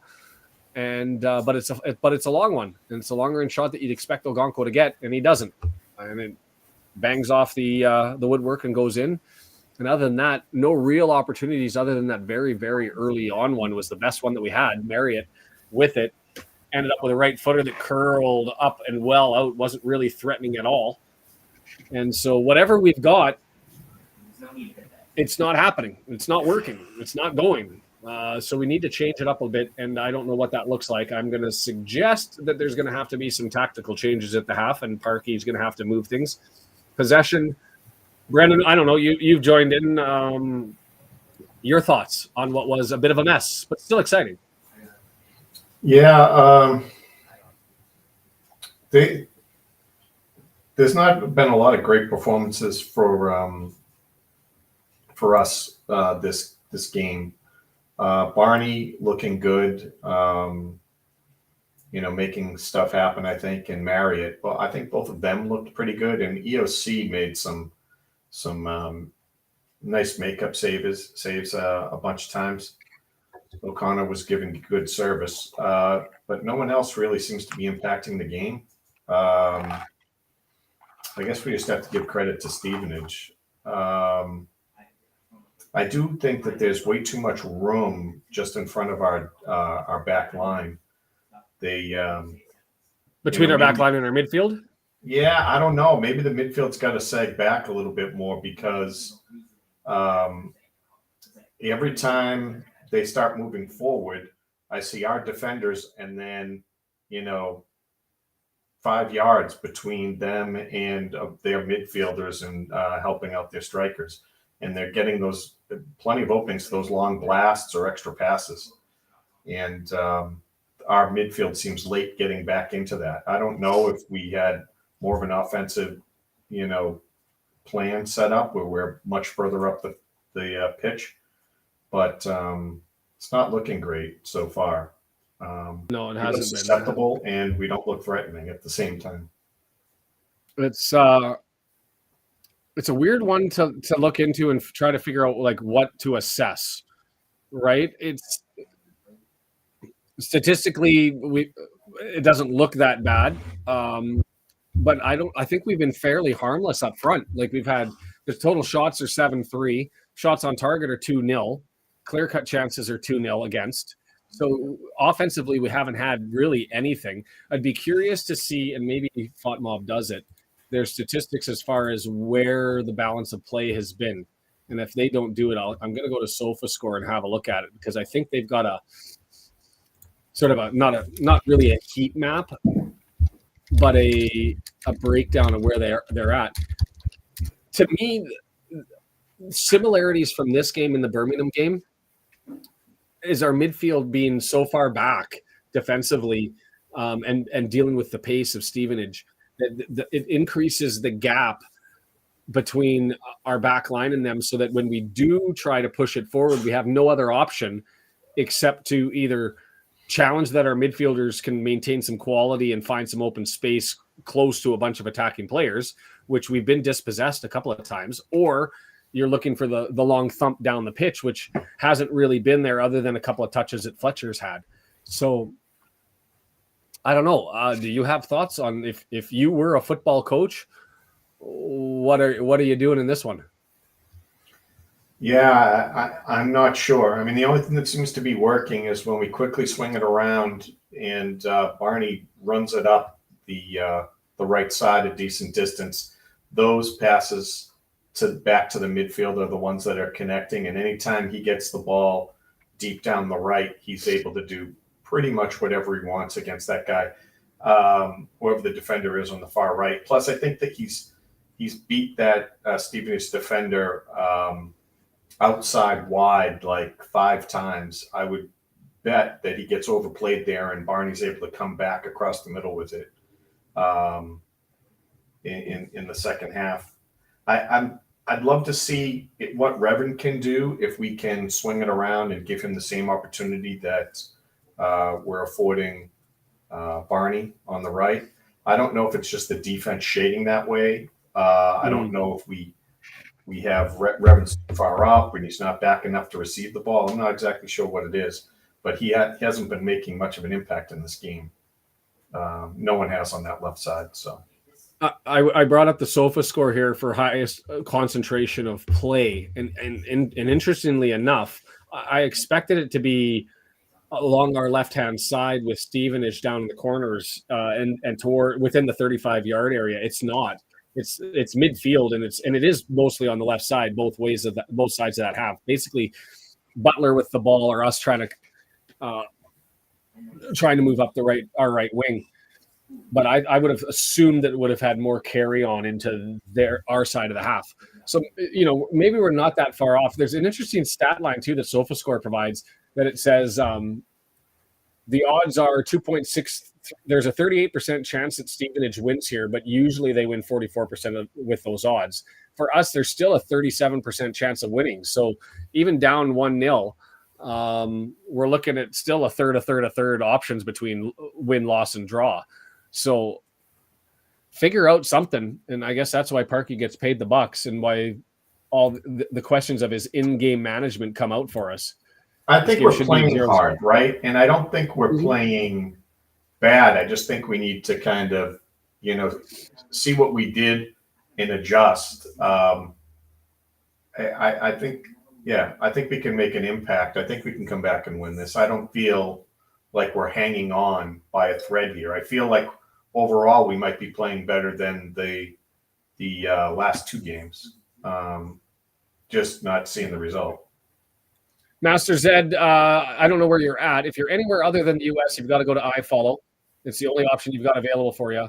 And if you're in the US, Paramount Plus, grab a membership. They pick up a whole bunch of EFL games. We're on the Parkey out bus. Well, no, it hasn't been Parkey out, but Parkey criticism seems to be going. I'm not really. I mean, we're going to have some questionable games, and I don't think that this is a questionable game. It's just a game that's not working. Looking around the league, Wigan up on Peterborough, but it's 0-0s all over the place. Birmingham and Huddersfield tied at 0-0 at the half. Lincoln City 0-0 with Blackpool. Who else is up there? Stockport's up on Shrewsbury. Wigan's beating Peterborough, and Reading doing its thing to try and go up and down and yo-yo their way through the entire season. It's an interesting. I wonder what that looks like on the table. Do I cheat and have a look at it? Because I assume have it up, yeah. You've got it up there, so let's bring it up so that I can have a look at it as well. I mean, Mansfield now drawing all the way up, and with a game in hand. Interesting. Stockport drawing closer. Man, the promoted League 2 squad still certainly in the mix. But with Lincoln drawing, Blackpool drawing, Barnsley, Wickham all sitting at 0-0, Huddersfield all the way down in 11th. It's just not even settled. There seems to be an unwritten rule that you don't look at the table until 10 games in. I still think that after this and even after Saturday, you're going to look at the table and be like, I don't even know who's in this. Like, you look at Peterborough, who's sitting down right now in 16th as it sits right now. It's still open for them. I can see a path where they can make the top 6. It's just frustrating for us because this is a game where if we're able to get the 3 points, you really put your foot down. And you assert yourself. And this is sort of drawing us back into the non-Birmingham mob. And when you look at that second spot, it'd be nice to run for it and to get out ahead of it. But right now, just disconnected, discombobulated, out of sync. And maybe is that discombobulation is changing 4 players too much? Should it have just been, you keep 1 or 2 of them in? Just to get some consistency before what you were doing previously. I don't know. I'm a player who was demanding change of minutes and that you can't beat all of these same 6 guys over and over and over again with 90-minute game after 90-minute game after 90-minute game, especially when we start to go more frequent here, Tuesday, Saturday. But maybe a little bit more moderate in the approach. Now we're criticizing Parkey for making too many changes. But yeah, Andy, too much kick and chase. John, bottom line, some fans completely unreasonable. They finished second, and I'm not critical of Parkey at all. Other than, and I did say this mostly during the Colchester game when we were losing to Colchester before we pulled it out. That does Parkey get value? I mean, this is where he's going to start being tested. I don't think the question has fairly been. I mean, it's been asked, but I don't think he's been able to provide an answer. And that's what this competition in League One's going to be: is does he get value out of the players? Because we're a top 3, top 4 spending team. Expectations would be that's where we are, and that's where we are. We're not going to win every game. And we're going to have some games where we look discombobulated, and we're going to have games that we look like absolute world beaters. So we're probably somewhere in the middle. The question for me is, even when we're discombobulated through a first half and we gave away a weak goal, can we still find a way to draw points? And I guess that's the question to me that needs to be asked, and we'll find out the answer. So I looked at, I played the fantasy, EFL fantasy game. Yep. And I'm in the Rob Ryan Red League, which has 419 players. And at the moment, I'm up to number 10. And in the Wrexham League that has over 4,000 people, I'm at 23. And in the world, I'm 360. So obviously, I should be deciding the substitutions. I should be deciding the lineup instead of Parkey. I just want to take a pause. I flagged a comment here that I just want to comment on before we get through it, Brendan, with Sarah, with her husband who's on end of care with hours or days left, and he's paying for the membership. So irrespective of any support for the channel, that's not of any consequence to me, because this is just a matter where I look to build community and build a gateway to Wrexham. But the issue has to be for him, and I hope with the unfortunate, it sounds like, situation that you're in the days that are hours that are to come, I just hope that he finds peace. I hope that you're able to find peace, and let's leave that where that is. My thoughts are with you, and I'll take the time to say that, because that's more important than any other football game that's going on. And so, Sarah, I hope you're okay. I hope he's okay. And I hope you're both in a better place at the end of it, which when you end of care life and those sorts of considerations, you kind of always hope that the decisions and the transition is as peaceful and as smooth as it can be. And so my heart to you, and good luck to you and your family. With that said, and to try and shift from that, we're back with Marriott under the ball, and we'll go back into worrying about football. And if he's listening and eavesdropping on the conversation while we're going, I hope maybe he did get to hear that, and we're able to eke one out here for him. Yes, John, I'm with you. You know what? end of the start of the season, where did we have us? I had us hopefully pressing for 6th. I had us in that 5 to 10 spot. Now I'm getting greedy and I'm thinking there's an opportunity for us to cement a place in 2nd. So I'm reframing, and I would love for us to pull a Wrexham. It has been a while since we've pulled a Wrexham. That club that scrappy behind, but will find a way to eke out points all the way through, and that's just what I want. I'm greedy. I'm selfish. And so if I was the manager of Wrexham these past years, I wouldn't have known what to do off the pitch. Let's just be completely frank. But, there is a question of value, but that's what the season's for. And if the changes are necessary because of issues with value, and we've started. Wrexham going right to left. Stevenage going left to right, the Borough. Long ball being pushed forward, so no sub for Fletcher at the half, and Mark just noticing that. Well done, Scarr. That was a good defensive play to knock that one away, as it was looking to go through him, and Fletcher gets pushed out on that one. Marriott gets pushed over top, but Revan sneaks in, grabs the ball.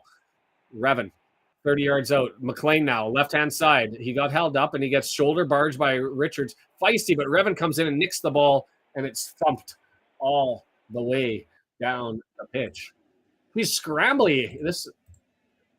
The whistle's away. Hopefully those shoulder barges and stuff go equal both ways.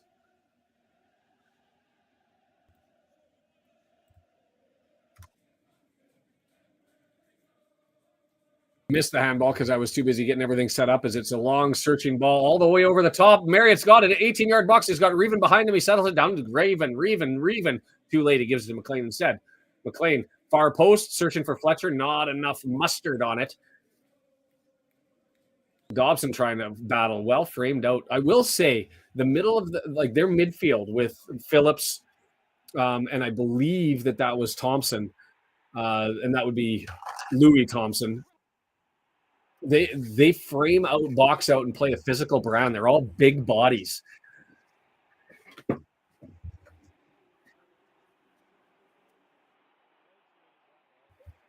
And so any loose ball, you see Dobson being nullified by a bigger body that's just framed him out, and Dobson's trying to find a way around him. The smaller Seb, the smaller Dobson, all dealing with these larger bodies.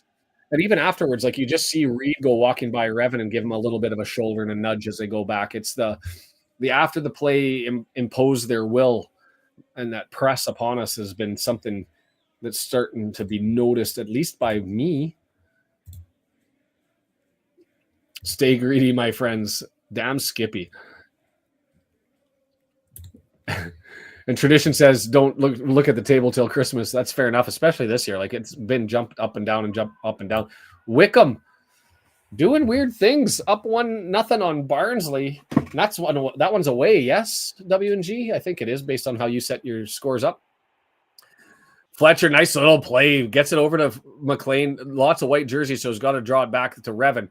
Through the middle of the pitch to Dobson. Dobson switches on, gets it over to EOC. EOC pushes it forward to Cannon now. Cannon's got Barnett. 32 yards out, 25 yards out. Barnett's going to turn him. He gets challenged and pushed, and he's going to get a free kick on that one. Ran into Butler, and it wasn't so much the collision with Butler. It was that when he tried to disconnect, he got grabbed onto. Played. Dobson now. Switch going over to the left-hand side. Nope, going to keep it on the right. Going to go to the left. He's thinking, yeah, now the switch is on. Search on. Wilden gets over, and it's going to be headed out, and we're going to get a throw in from about 9 yards, 10 yards away from the goal line. One of these days, Revan's flashiness will result in a goal. I hope so. I think that's true in every competition everywhere, Stephen, until they started to introduce the cap into some leagues. And football's not getting the cap because you have to have global coverage and global agreement, because the Saudi leagues have already proven that if you're not going to pay big money, somebody will. So unless it's a global phenomenon, and I don't even know how the collective bargaining would look on that, or even if it's possible. Not my area of expertise. Murphy thumps it all down. McLean flicks it back, and we're able to gain control through the back line, and it's moved all the way over to Barney over on the right-hand side. Nobody's over there, so Barney wisely draws it back. Dobson's in the middle of the pitch saying, me, gets it. Dobson switched on now over to the left-hand side. Revan, chest down. Wilden's on him. Revan back to McLean, 35 yards out. A little bit more from us in possession here. And mind you, this is kind of like the first half where we're searching and we're looking now through the back line. All the way, a long ball forward. Cannon, 18 yards. He's got Phillips on him, and he's looking. Barney draws back, 18 yards. Right side, dancing. EOC, back heel over to Cannon. Cannon, O'Connell, he leaves it there. Barney, it was a dummy pick and just picked up his back heel to EOC. He gets it back. Cannon. This is Mark just called it the Max Kluworth impersonation, and then he lost the ball and gave it up. Yeah! EOC was doing so well up until that little flub because I was like, I didn't know he had this in his game. There was a little dummy fake, I'll take the ball and let it go underneath him over to Barney, and then he gets the ball back and it lets it roll out. Thrown in, headed out, going to be another throw in for Stevenage. Wigan now, 2-0 up on Northampton. No subs other than the one early in the half. Cannon came in for Evans. Gotta suck. You're hurt. You get back. You go out with a bad ankle.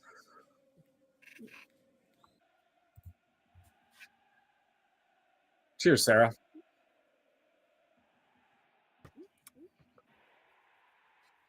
Revan over on the left-hand side.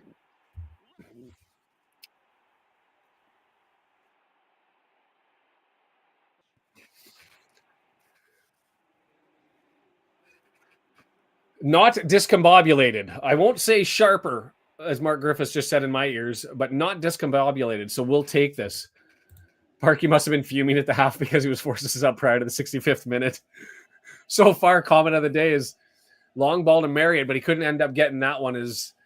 That wasn't Piergiani. That was Thompson who came over and cleared that one out. So Revan's got it with a throw-in on that side. Hey, random guy.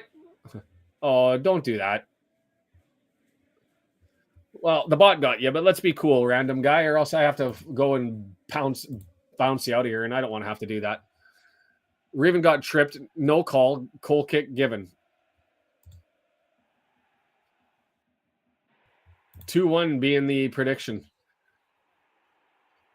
Yes, random guy. I'm giving you a chance before I punt you.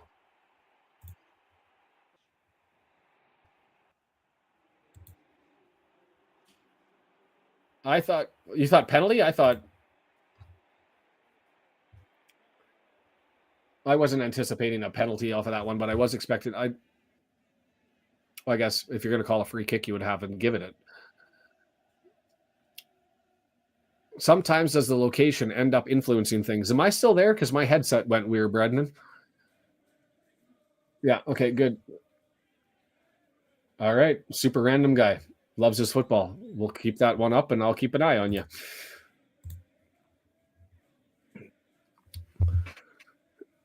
Phillips with it.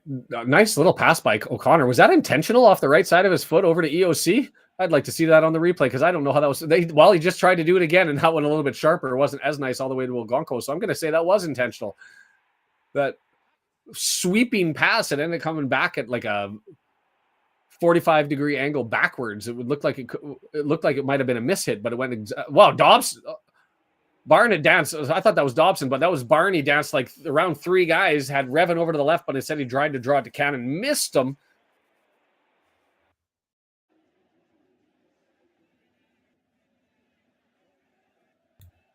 Yeah. We'll wait. So far, they're being mildly excitable.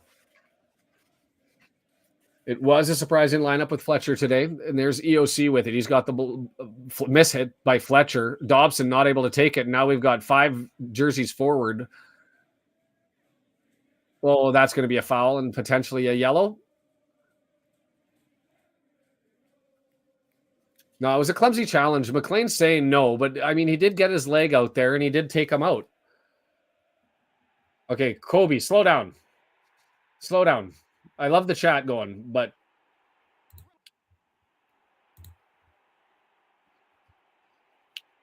Catherine, The gains aren't as loud, but I can hear the drum going in the background. This one's going to be, by the way, about 25 yards out.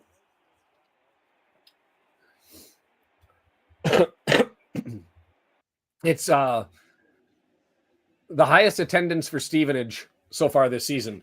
4 in the wall. Lining it up, going to be 25 yards out. They've got Butler sitting there.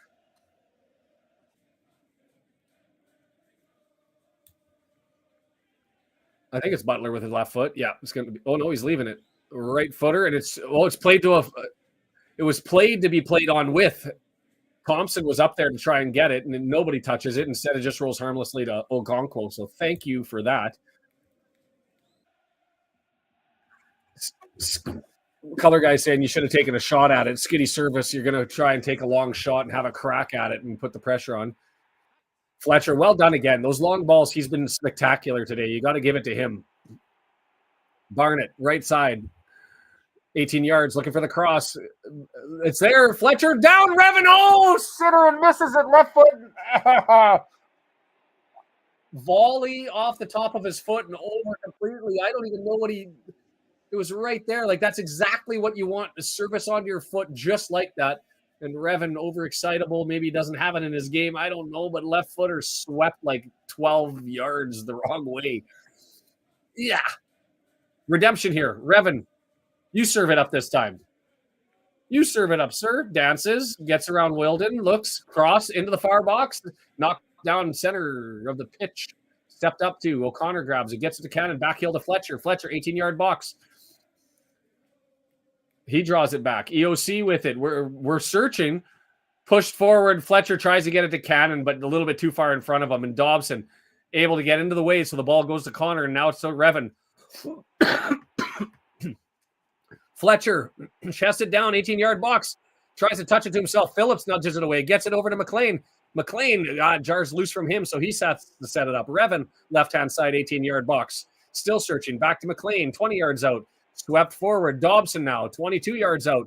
He's going to go over high to Barney. Knocks it down. Man, Barney's touches is spectacular. He draws it back to EOC. Hold your breath. Stevenage holding on to the knot and the rope.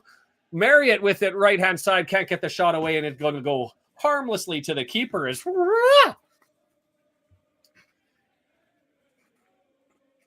pressurizing like a gas.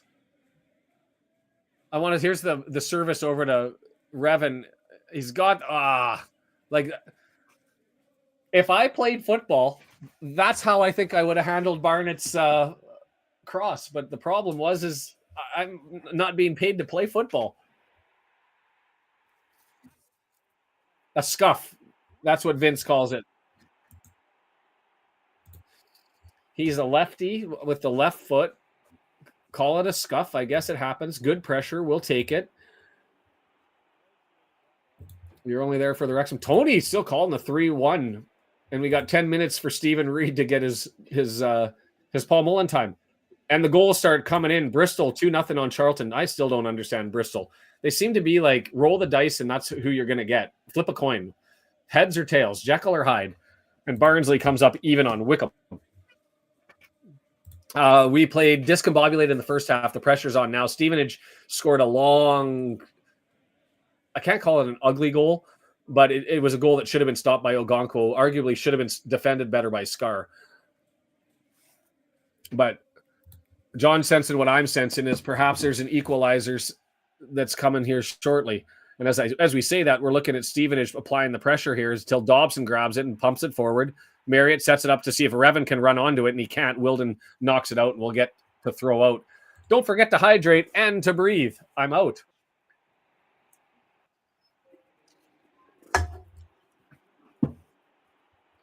Come on, Wrexham. Come on, Wrexham. Bolton with a thump on 3-0 over Northampton. Marriott was chasing it, can't get to it, and they'll force the pickup is at the 58th minute, 58 minutes, 40 seconds. I guess that's the 59th minute. But 58 minutes, 45 seconds, and time wasting certainly in full effect here. As Cooper thumps it down. And Deandra, thanks so much for all that you've been doing with the women's games. I know you can't do the next two, and we'll have to figure things out. But nothing but rave reviews that I keep getting. So massively appreciative of you and Brendan picking that up as I scramble around to deal with work and renovation and buy house and sell house and 5-year-old birthday parties and all that sort of stuff. I don't know, Tobias, if you want to bring us luck, go Phillips. Karma coming out as we've got a sub in from. Is this Phillips coming out? I missed who the sub was. 7 minutes till Wrexham's savior comes in and scores the equalizer. And I'm all for the moxie. I'm hoping Mullin is chomping at the bit and gets shot out of the cat. Ah, it's Kemp. Bugger.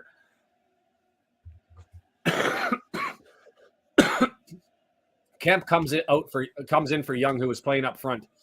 So you'll see Kemp chasing the area. And that's not what I wanted to see.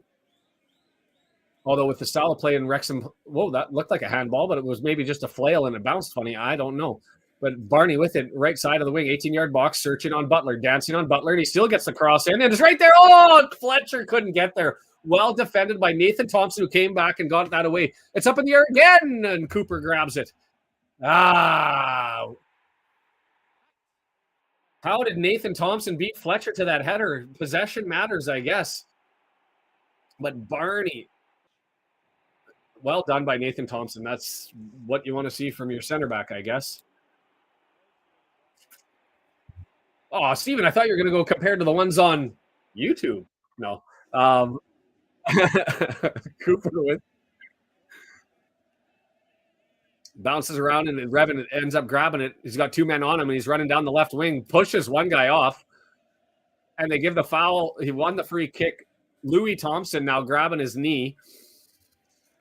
Revan that's what you'd expect with the straight forearm shove.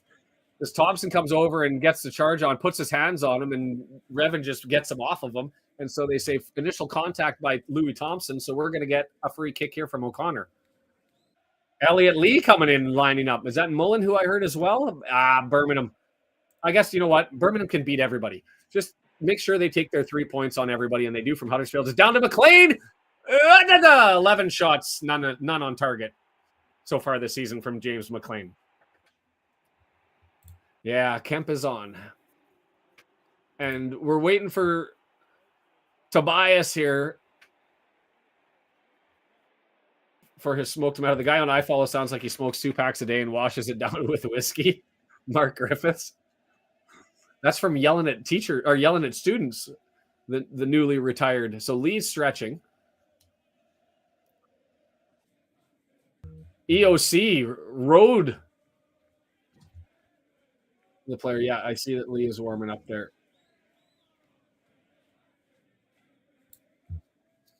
McLean, left side, draws it all the way back to O'Connor, gets it to the middle of the pitch. Scarr with it. Switch is going to be full on. No, Scarr's looking to find an opportunity down the pitch, and it's going down the left-hand side. Giving it to Revan to run down, and it's no, just couldn't quite keep it in. Got it past Wilden. Long ball opportunity. A little bit too far for Scarr. And Brendan in my ear, not the biggest Scarr fan at the moment. 62 minutes, still got time left here. As Louis Thompson, that left knee, and that may be from the shove. Interesting that the two guys, Louis Thompson and certainly Phillips, who were playing aggressive early on in the first half, and certainly Phillips with the cheap shot on Fletcher, dealing with a little bit of karma potentially with the injuries. Is Lee standing? I don't see Mullin.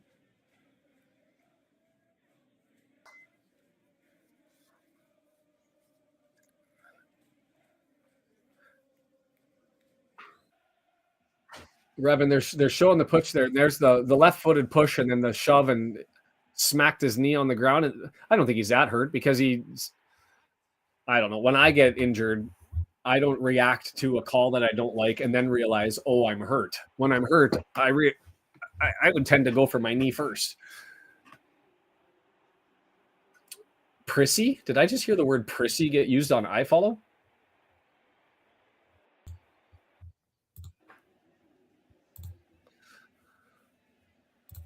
Mark was a teacher, recently retired. Yep. Interesting that you guys are calling for subs, because for me, I was actually thinking the in-game management and the way that we've been applying pressure and there have been opportunities, you start to look to give them 5 minutes, but apparently the subs are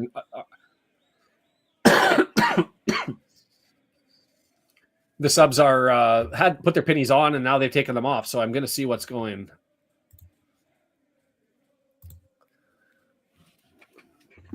See, DeAndre, I can validate that. I mean, we had to put minutes out there, but yes, Lee, Mullin, and Palmer are all on the bench, and we've got Palmer, Lee, and Mullin all standing up at the same time. McLean is stepping out, so that's going to be the sub for Lee. And then we're going to have Marriott. We're going to have Fletcher. Or do we go 4-3-3? Are we going 4-3-3? So McLean goes off. We'll see who the subs are. Mullin's coming on. He's got the captain's armband on.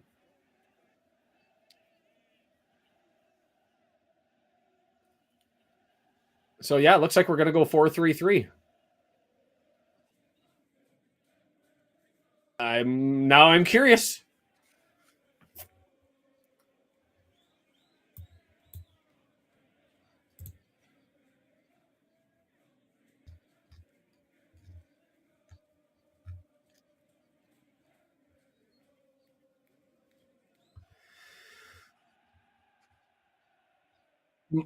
So Fletcher, Palmer. I missed the other one. So we got Palmer in the middle, Marriott on the right. Oh no, Mullin in the middle. He's back, and so it comes from Mullin up to Marriott. This is exciting for me. Mullin and Marriott on the pitch at the same time. I'm curious to see what that dynamic looks like. Lee over on the left-hand side, Dobson in the middle. Cannon, right side. Gets it back. Barney. EOC with it now. Left-hand side. Revan gets it. Back to Dobson. Dobson over to the right-hand side. He's Scarr looking on the switch. He's got Fletcher fighting. It's going to over top of his head to Revan. 18-yard box. We've got lots of yellow in the box. Chipped up over top. Mullin there can't get his head to it. Going out for a corner. Well defended again. That's two. Like, you want to talk about defensive stalwarts, and we knew we were going to get that from Stevenage, but that's two. The tackle from Thompson. And there, Piergiani, the other center back, solid defensively. Elliot Lee, right-footed out swinger, serving it up. Near post, headed away easy. It's going to go down. Cannon, he leaves it there for Revan. Revan knocks it forward, and Phillips grabs it.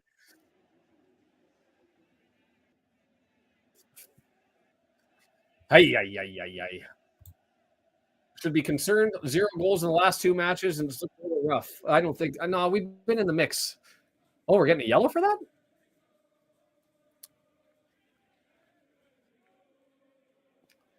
I think he was trying to get out of the way. Like, I can call that a free kick, but like, he stood there and then was trying to shimmy.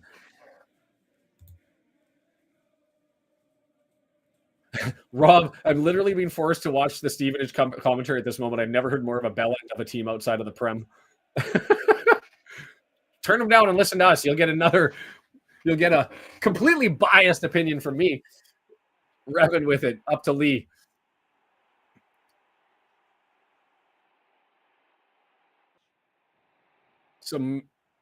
Chris, how are you, my friend? Welcome. Thanks for the donation. And it's into the box by Stevenage and finally cleared. That was Scarr. This Stevenage, and this is, Mark raised this during the substitutions, was, are we concerned at all about we finally looking like we were doing well in our 5-3-2, and now he's decided to change it and mix it up to the 4-3-3. Going to be a long throw 2 yards away from the edge of the goal for Stevenage here. And it's put into Phillips, who returns it back. Cross all the way in. Headed away by Scarr. Lands down for Kemp, who's 1-on-3. Loses it to Lee. Lee searching for an outlet. Knocks it down. Palmer gets it, but doesn't go to Dobson. And instead, Stevenage coming the other way, and it's going to get flicked over into the corner. Is it going to go for a goal kick? It does. How are you, Bobby? Yellows only for Wrexham. Huh, there's some truth to that. So the subs indeed were Fletcher, McLean, and O'Connor out. So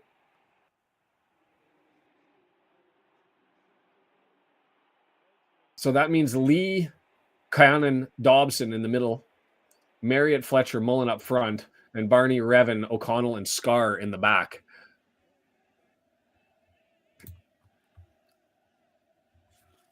Restarted, underway. Stevenage able to get control. Nice tackle there by Scarr. Won the balls. They were screaming for a penalty, but instead it's going to be Barney on the right-hand side. Barnett, he's got Dobson behind him. He's only got eyes going forward right now. Now he draws it back for Dobson. Dobson's going to, oh, a nice little dance.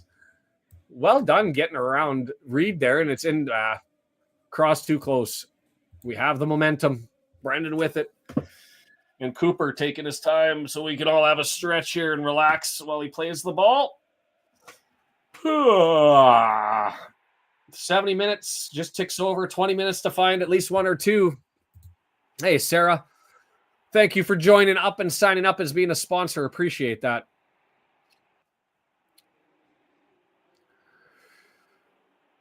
And you'll have to keep us up to date on how things go, whether you're with us or not. You know, small little community that we've got building, but all good people. And so wish nothing the best for you.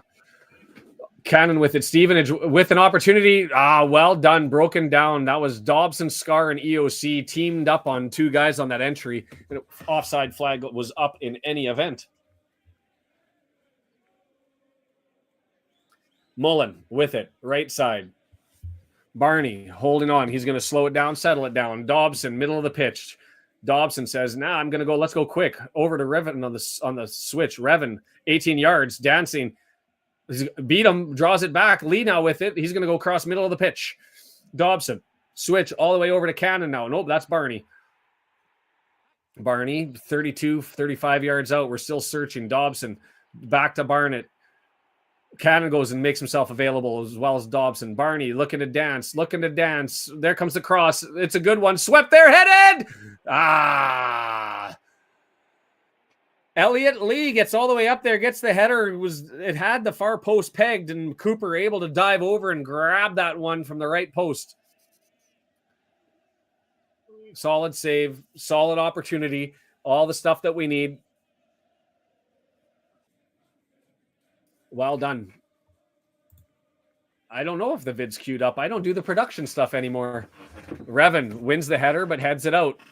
Going to be a Stevenage throw on the left-hand side. We're running and grabbing the ball and playing it forward and trying to pick up the pace here. The UFA news? It does feel like a goal's about to come. I mean, we've got the opportunities, and we're swarming again. EOC pushing it forward. Piergiani gets that one away neatly, and it's Lee with it. Midfield stripe, looking for control. Dobson back to I was going to say O'Connor, but it's O'Connell all the way over there. Because it's really O'Connell and Scarr, and our wingbacks coming back in support. It's like a 2-5-3. Palmer with it, coming forward again. Headed back. I kind of like this.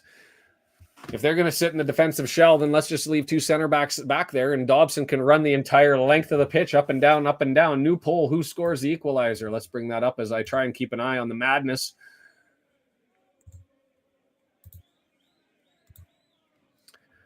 Stevenage making a double sub as Palmer had control, lost control, and then it gets banged off their own player. It should be a throw to us, and we do. Cannon's going to grab it. If we lose, I'm blaming it on me. What? I'm trying to get the beard back, but we have been playing poor since I've had the shave. Just shite. Barney with it. Beats one man, beats two man, loses control, and here comes Stevenage the other way. Dobson, interception. Finds Barney, right-hand side. The pole will wait. 18 yards into the box. Piergiani stabs it away. Bugger, I hate their center backs. Someone go to the bog.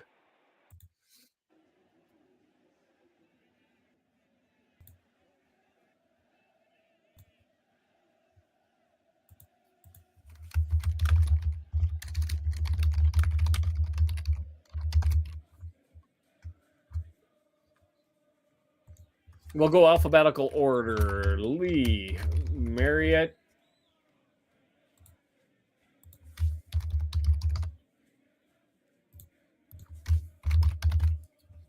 Start the poll while the subs come in. Just get a fake beard for the Halloween costume. Blackpool takes a 1-0 lead up on Lincoln. That'll impact the things at the top of the table. Come on, lads. 15 minutes here. Let's do a thing. Let's do a thing. So King off, White on. To be fair, King didn't do much. There was another sub. I missed exactly who that was. It's all coming one way anyways. And here we go. Yeah. Thumped way down the pitch.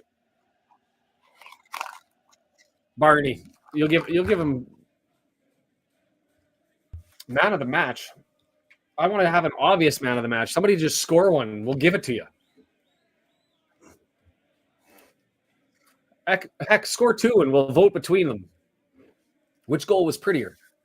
Lucky hat time. Lucky hat time didn't work last time. Do I grab a different hat? The toque didn't work. Do I go with a scarf? Yeah, there's a little bit of stalling happening. 75 minutes, 30 seconds, headed down. We just not really connecting as Palmer played that forward, trying to find Marriott and wasn't able to do it. And instead it comes the other way. Richards has it. Nice little touch over to Kemp. Kemp, this is what he does. He just runs at you, and then he misplayed. Bristol takes one, 3-0.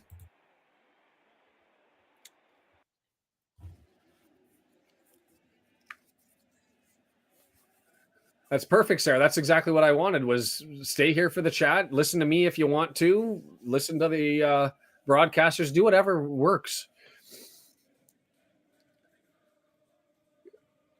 Hear all the opinions, from the pro Mullin to the pro Marriott to the what do we have to the anti-Scarrs. We've got a whole sample here. Parky love, no Parky love. The man of the match is the cameraman going right back and forth.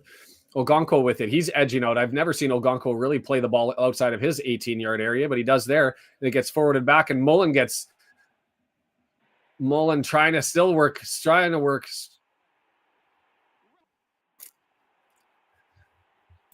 Thompson goes to ground, and Thompson's going to stay down and milk it for extra time. He was just being chased there, and that was a flop. And the referee giving him the business.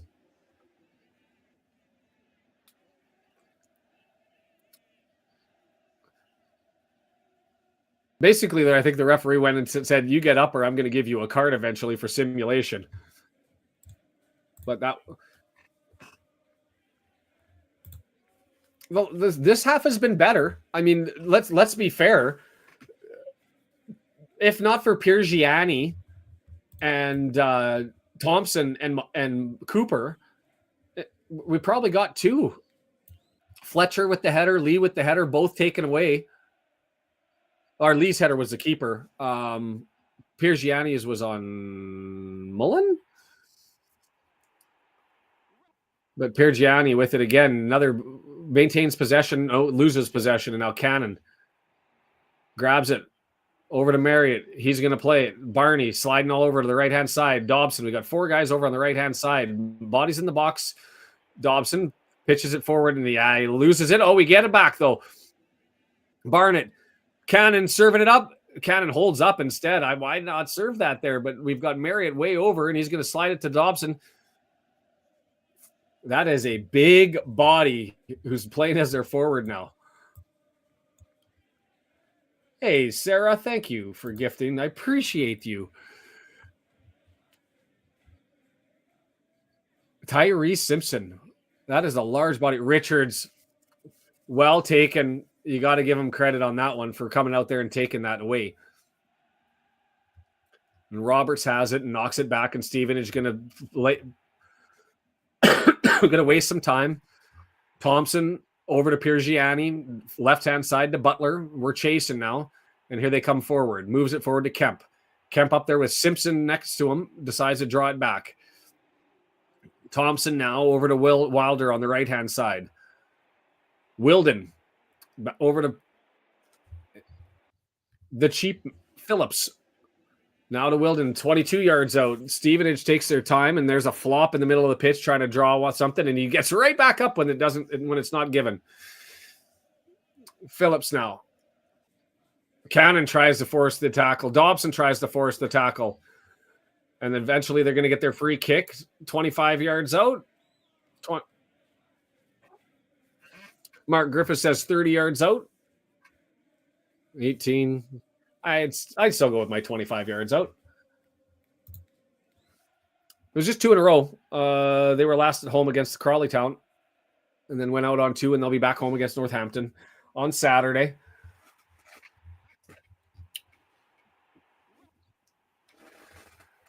$80 minutes coming up, 10 minutes plus added time. I'm guessing 4 minutes added, 5 minutes added so far. There's been lots of, I think it's tallying up as well as we go on. Save a point here, lads. Left-footed, far post. Ogonkwo, all he can do is punch it away. And it's going to be a throw-in.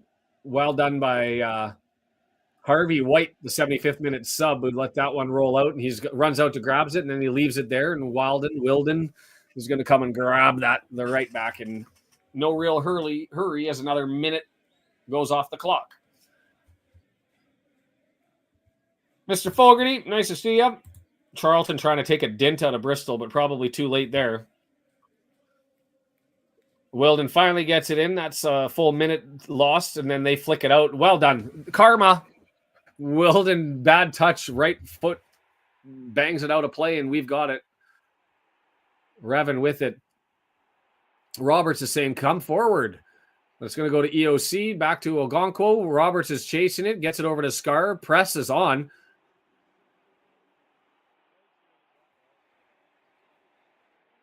We got a free kick here. Let's get moving, boys. Get it up the pitch. Scarr with it. Referee says, play it back. He's been particular about this the whole time, so I don't know why we took it from the wrong place. Why we're wasting time when you know the referee's been pedantic and overzealous on saying where you got to play it from. But Ogonkwo finally gets it, and we've effectively taken 45 seconds off the clock. Stalling. Come on, you Reds, indeed. Ogonkwo, right foot. Headed away by Stevenage. Roberts with it. That's unfortunate. And it ends up being knocked down by Simpson, but Cannon blocks him out, and we've taken it the other way. Mullin now. Barnett, right-hand side. Mullin's in support. 3 men in front of him, so he draws it back to Cannon. He's got Mullin in front. Cannon. Phillips is on him. Being grabbed, being held, being grabbed, but he works away. He's got to come back.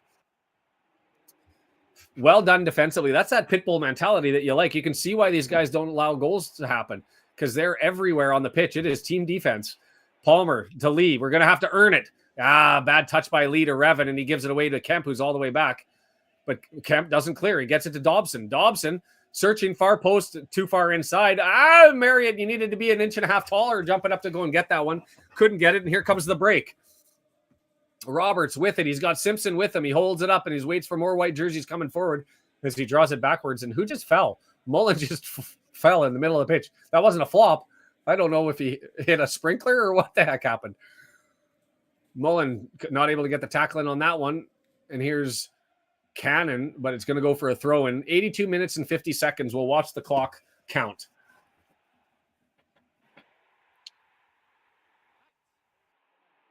Mendy.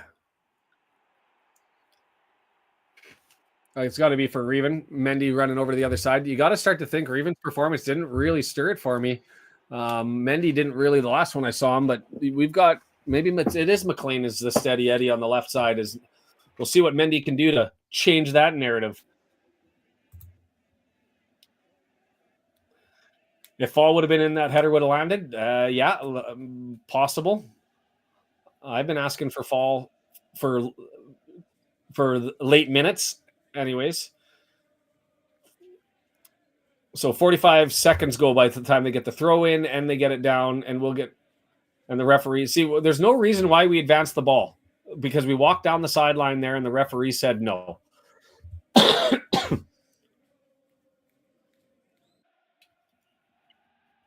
Grabbed, and the referee again says go back, Barney. We're killing ourselves here. It's not worth stealing the yards if you're going to get whistled and we're going to lose the seconds. Ogonko gets it, thumps it down, headed backwards. Wild and missed, hits it. Marriott, it bounced right in front of him and goes over it. Is it going to roll out? It does. So Mendy grabs it. Richards is looking for a foul. It says it's a throw in for us. Gave him an opportunity to come instead of giving a free kick, but gave an opportunity for Richards to get back up. And it comes all the way back to Ogonko. Heyo, 1 goal. Oh, did I say Richards? Phillips. Sorry, Phillips. Oh, Mendy with it in the box. Player down. Wilden loses right there. Drawn back. Served it up for Lee, and instead it bangs off of a. Was that Phillips who came back? Marriott say giving it to me, but I think it was the right option for Mendy looking for Lee. He was wide open there. Mendy has it. How's that? You've got Marriott and Lee and Mullin. You know what? Having a look at it, he maybe should have gone to Marriott. It would have been a sharper angle. But Stevenage came all the way over. I thought Marriott was wide open. Lee, I thought, was open enough. I would have made that pass to Lee myself, but if I was playing FIFA. EOC gets taken out, and he's moving all the way forward to try and get ahead on the ball as we're going to get a free kick here from 40 yards out. 5 minutes and counting. Dobson, Barnett. Dobson's playing center back as EOC's up there. Wow, Barney serving it up. It's up there. Headed on by Scarr. Palmer chasing it down. He's got legs, and it's going to get thumped out. Mendy's looking for a ball. Mendy's looking for a ball. Mendy's looking for a ball. Mendy's looking for a ball. So it's taken all the way back where they found a ball. And EOC grabs it, loops it up. Marriott, well done. First touch, saves it down, gets it to Lee. 25 yards out, coming the wrong way. He's got his back to the goal, though, and he keeps on running. Finally stops, turns, gets it past on Wilden, and it's going to go out, and it's going to be a throw-in by Stevenage. Bugger! Lee got a little bit greedy on that one. I thought the option, like, the defense has been so sound, I would have been happy with a kick to somebody in the back line. I don't think it was Scarr back there. But I would have preferred that than the turn and burn, and he tried it, and it didn't work. EOC tries to nick that. Mendy bangs off of him. Kemp gets it forward, and this is the big, tall Simpson running forward, finds Kemp. Don't. Every time Kemp gets it, I just get jittery and nervous because he only scores against Wrexham.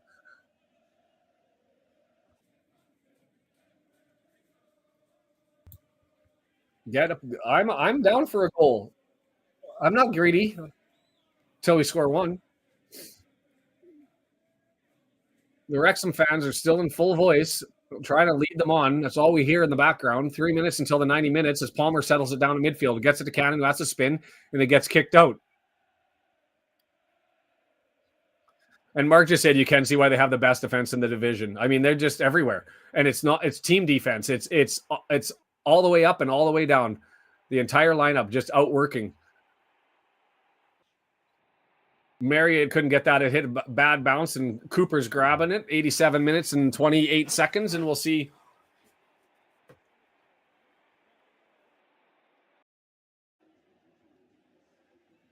Cooper got up quickly. He's got the ball. Bounces once. We go to Parkey. And there it is under play. Cooper thumps it all the way down. And it's handled by Simpson, the big tall body, but there's a foul there, and we're going to end up with a free kick and a yellow card, not to Simpson, that's to Roberts, who wiped out EOC behind him, and Roberts has taken his time to complain. Barnsley comes back on Wickham. Late minute equalizer. We would like to have the same. Yeah, Roberts was just the double chicken wing elbow. Cannon with it. Pushes it forward. Mullin. Mullin now. He bangs it and it's deflected, and is Kemp going to chase it down? Dobson gets it. Free kick the other way. Not much Dobson can do with Kemp. He just shouldered him out. And that's that framing, that frame out, that box out. You use it in basketball. Stevenage has it to a science. Rotherham scoring late in Cambridge. That's unfortunate. Stockport, Wigan, W&G loading them up. Late minute goals all over the place. And yes, unlucky for Cambridge there. A minute left until we find the added time. What are we predicting here? 7 minutes? 7 minutes.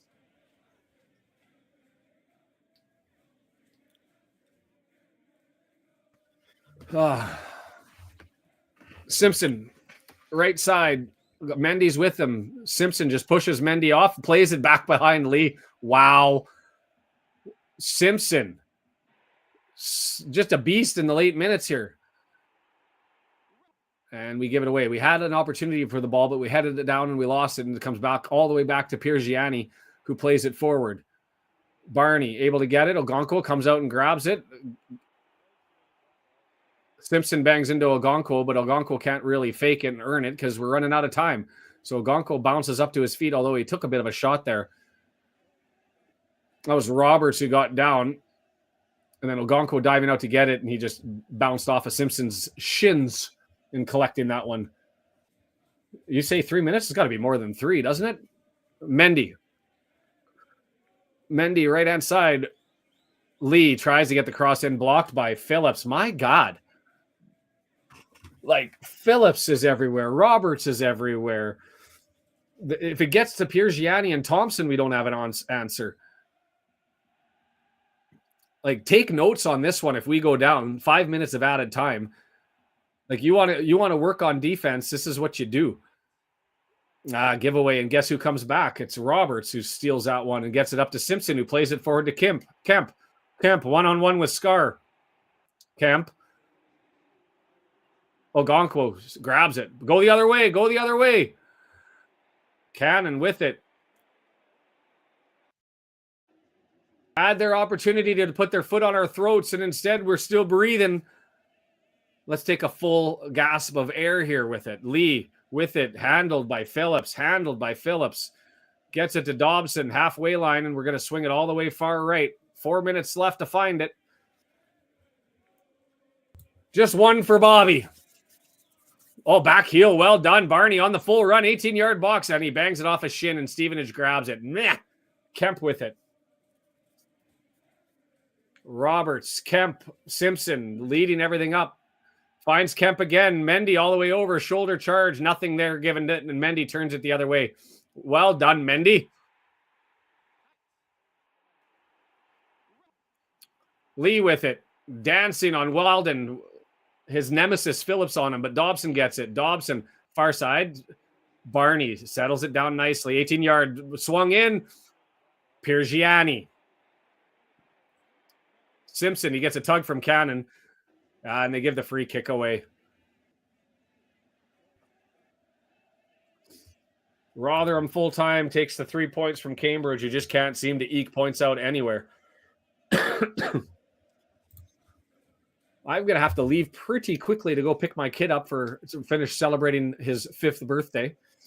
I haven't sent the reminder, so while we're waiting for this, ultimatepromotions.biz, ultipromo.com. If you're looking for pins, you're looking for badges, you're looking for medals, free shipping, free all sorts of stuff. Check them out. Go to the website.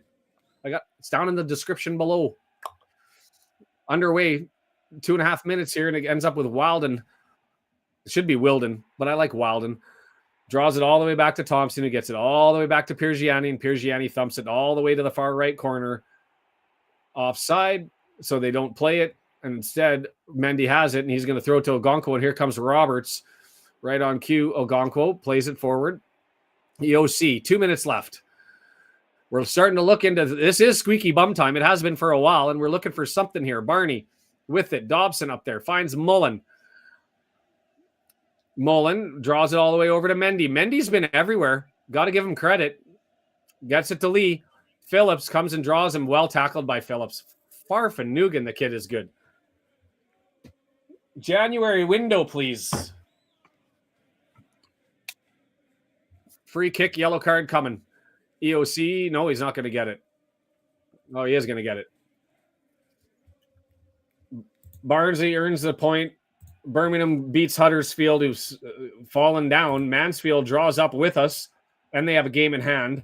Charlton loses. Thank you, Bristol, for helping us out there. Blackpool and Lincoln as a draw is probably the best outcome we could have had. And Exeter over Leighton. Sure. Please badge. Go to Ultimate Promotions. 1 minute left, and it's chipped towards the corner, and we've got possession. Opportunity coming with Cannon. He's on a full run down the right-hand side. Draws it forward. Palmer tried to give it to Marriott, and it's Piergiani with another tackle. Just gets it out for a throw-in. Barnett with it. 40 seconds until the 5 minutes. We might get a little bit of added time, but not much, and it's thrown all the way back. O'Connell leaves it for Ogonkwo. Ogonkwo, long ball forward. This is going to have to be it, and Palmer misplays it, and it's just going to get cleared.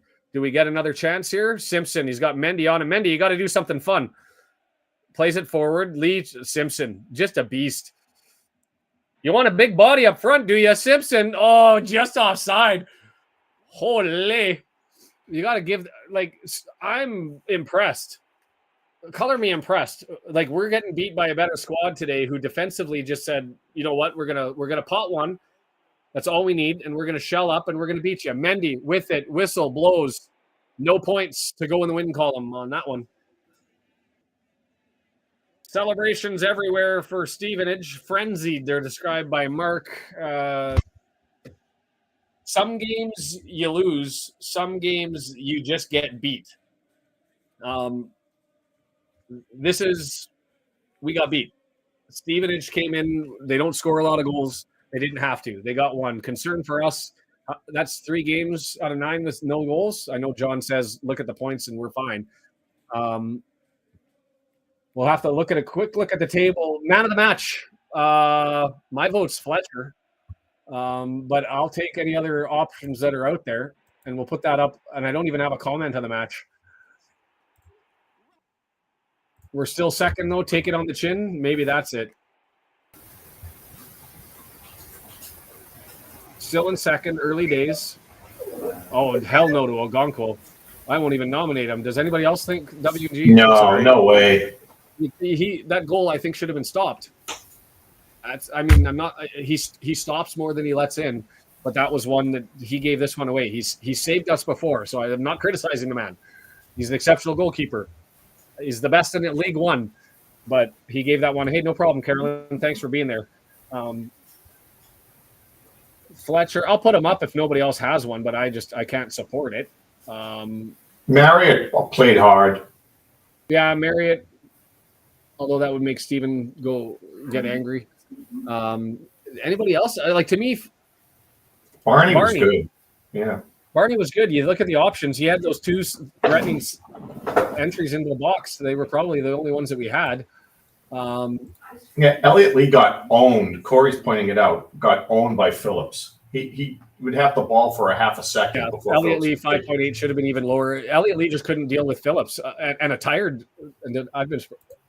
Phillips at that. Like, that Phillips kid, the Simpson kid that came on. They're 2 center backs. Jesus. Jason, I'm concerned about you. What if the game is canceled? Are you at the Northampton one? I hope you're at that one and not the Lincoln one, because that one, international window, and probably going to be played off. Send pics to the Discord, Jason. Send pics to the Discord, Jason. We'll put them all up. I haven't put the Discord link down below. How foolish am I? I got to get going on that. Make sure that we're there. Sarah, if you're still with us, best of luck for you for the week, for the days, for everything that's to come. I know that's a challenging time, and my thoughts are with you. So EOC with 7.7, Scarr with 7.4, Barney with 7.2. Well, let's put them up. EOC, Fletcher, Barnett, and Scarr. As soon as I can figure out where my poll is, because I've got to get out of here pretty quickly. Let's see. Close down the poll.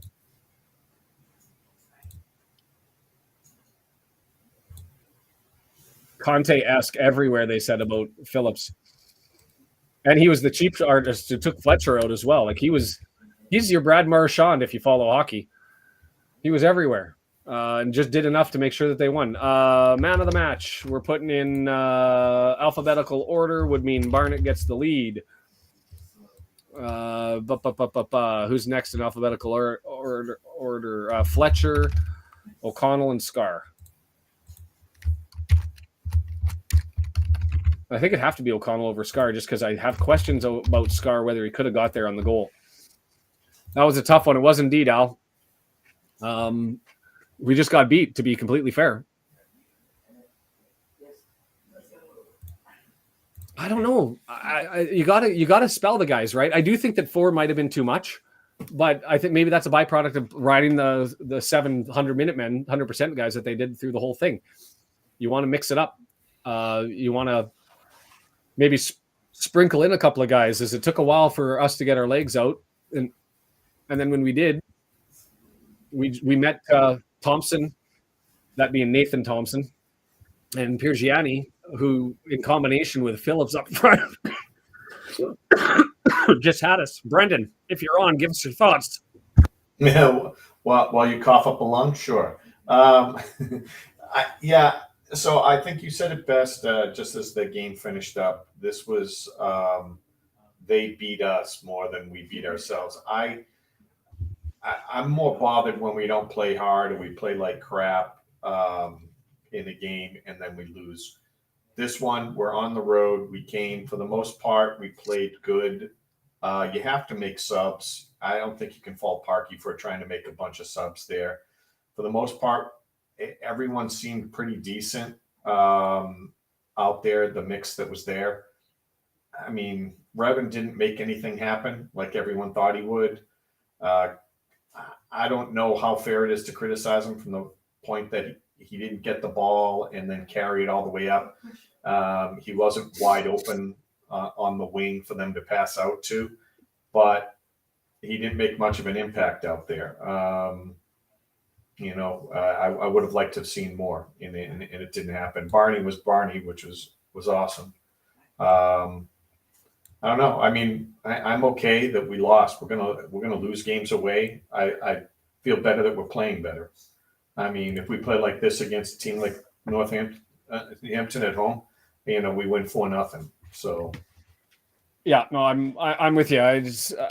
Does it suck to lose? Yes, but sometimes, you just have to wear one, and that's one of these ones that we'll just end up wearing. You can have the criticisms of Parkey. I get that those will always be there, and to give him credit, he did change up formation. He went after it.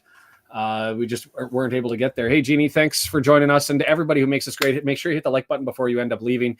Make sure you go to ultipromo.com, ultimatepromotions.biz, and check out the pins that they make, the badges, the medals. If you ever have a need for that, I'm just hoping you remember that I've said this how many times over the course of the season. You go check them out, whether that be for work, for sports pin trading, for you got a club that you're a part of and you're looking for pins, i.e. I've got mine from the London Reds from 30 years. Swapped. Yeah, we had way too much ball possession. We had 60%. Yeah, I guess that's the problem. That's if you have the stats up, I guess we can go through that really quick as the votes come through, and then I'm going to have to blast out to make sure. My eldest turns 5 today, and so we're doing all that. I'm just going to run into the stats and have a look. So yeah, 60-40 on the percentage. The expected goals 0.68 to 0.45. So it kind of expected potentially a draw. Mad Al made the note earlier on about the goal on Algonquin maybe not being his fault because it was skipping on the wet pitch and picked up speed as it was going towards him. Accurate passes 321. The percentage of it not as high as we would like when you have 60% possession, but again, that's mass credit to a team that was causing us problems, right? Defensively, shots turn out 8-7. We had more on target 4-2. They had more off target 4-on-2. Shots on target for them 3-1. So only one found the target. Still a little bit concerned about McLean, especially if you're looking to draw him into the midfield. He's got to be able to find the net. 11 shots, I think, is going to be what his tally is now in the season, and none of them have hit the target.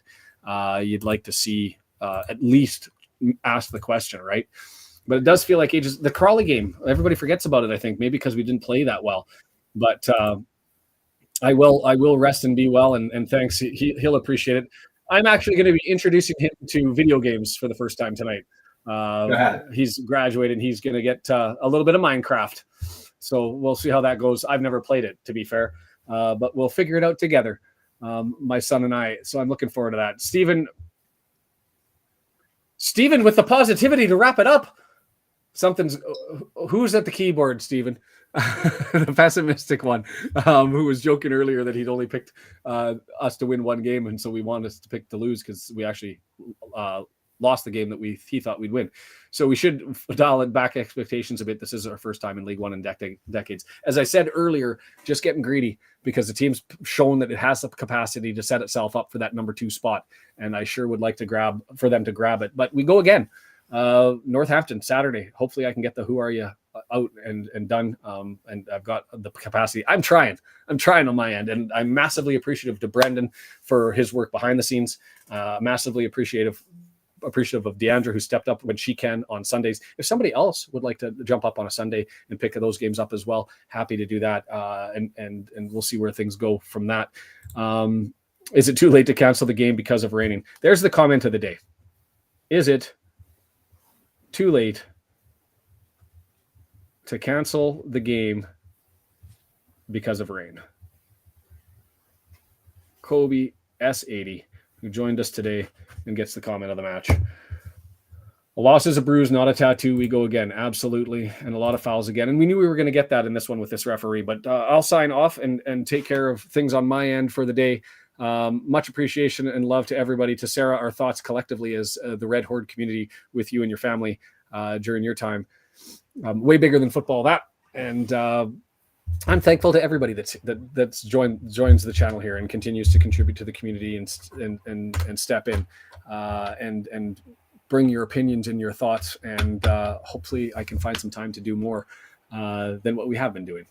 In any event, I'd like to do just a weekly thing or maybe even follow things up. I don't know. I need to find the time, and then we'll worry about what we do when we find it. Thanks, everybody. Eternal Tribe, appreciate you being here. And I didn't catch a comment from you before, but feel free to join again, and we'll chat during Northampton. Have a good one. Enjoy the rest of the week. We will be back. Brendan, any parting thoughts? No, let's get at it Saturday for a big win. Yeah, let's just shut it down and get to 3 points on Saturday. Sounds like a plan to me. Take care, everybody. Have a good one wherever you're watching. See ya.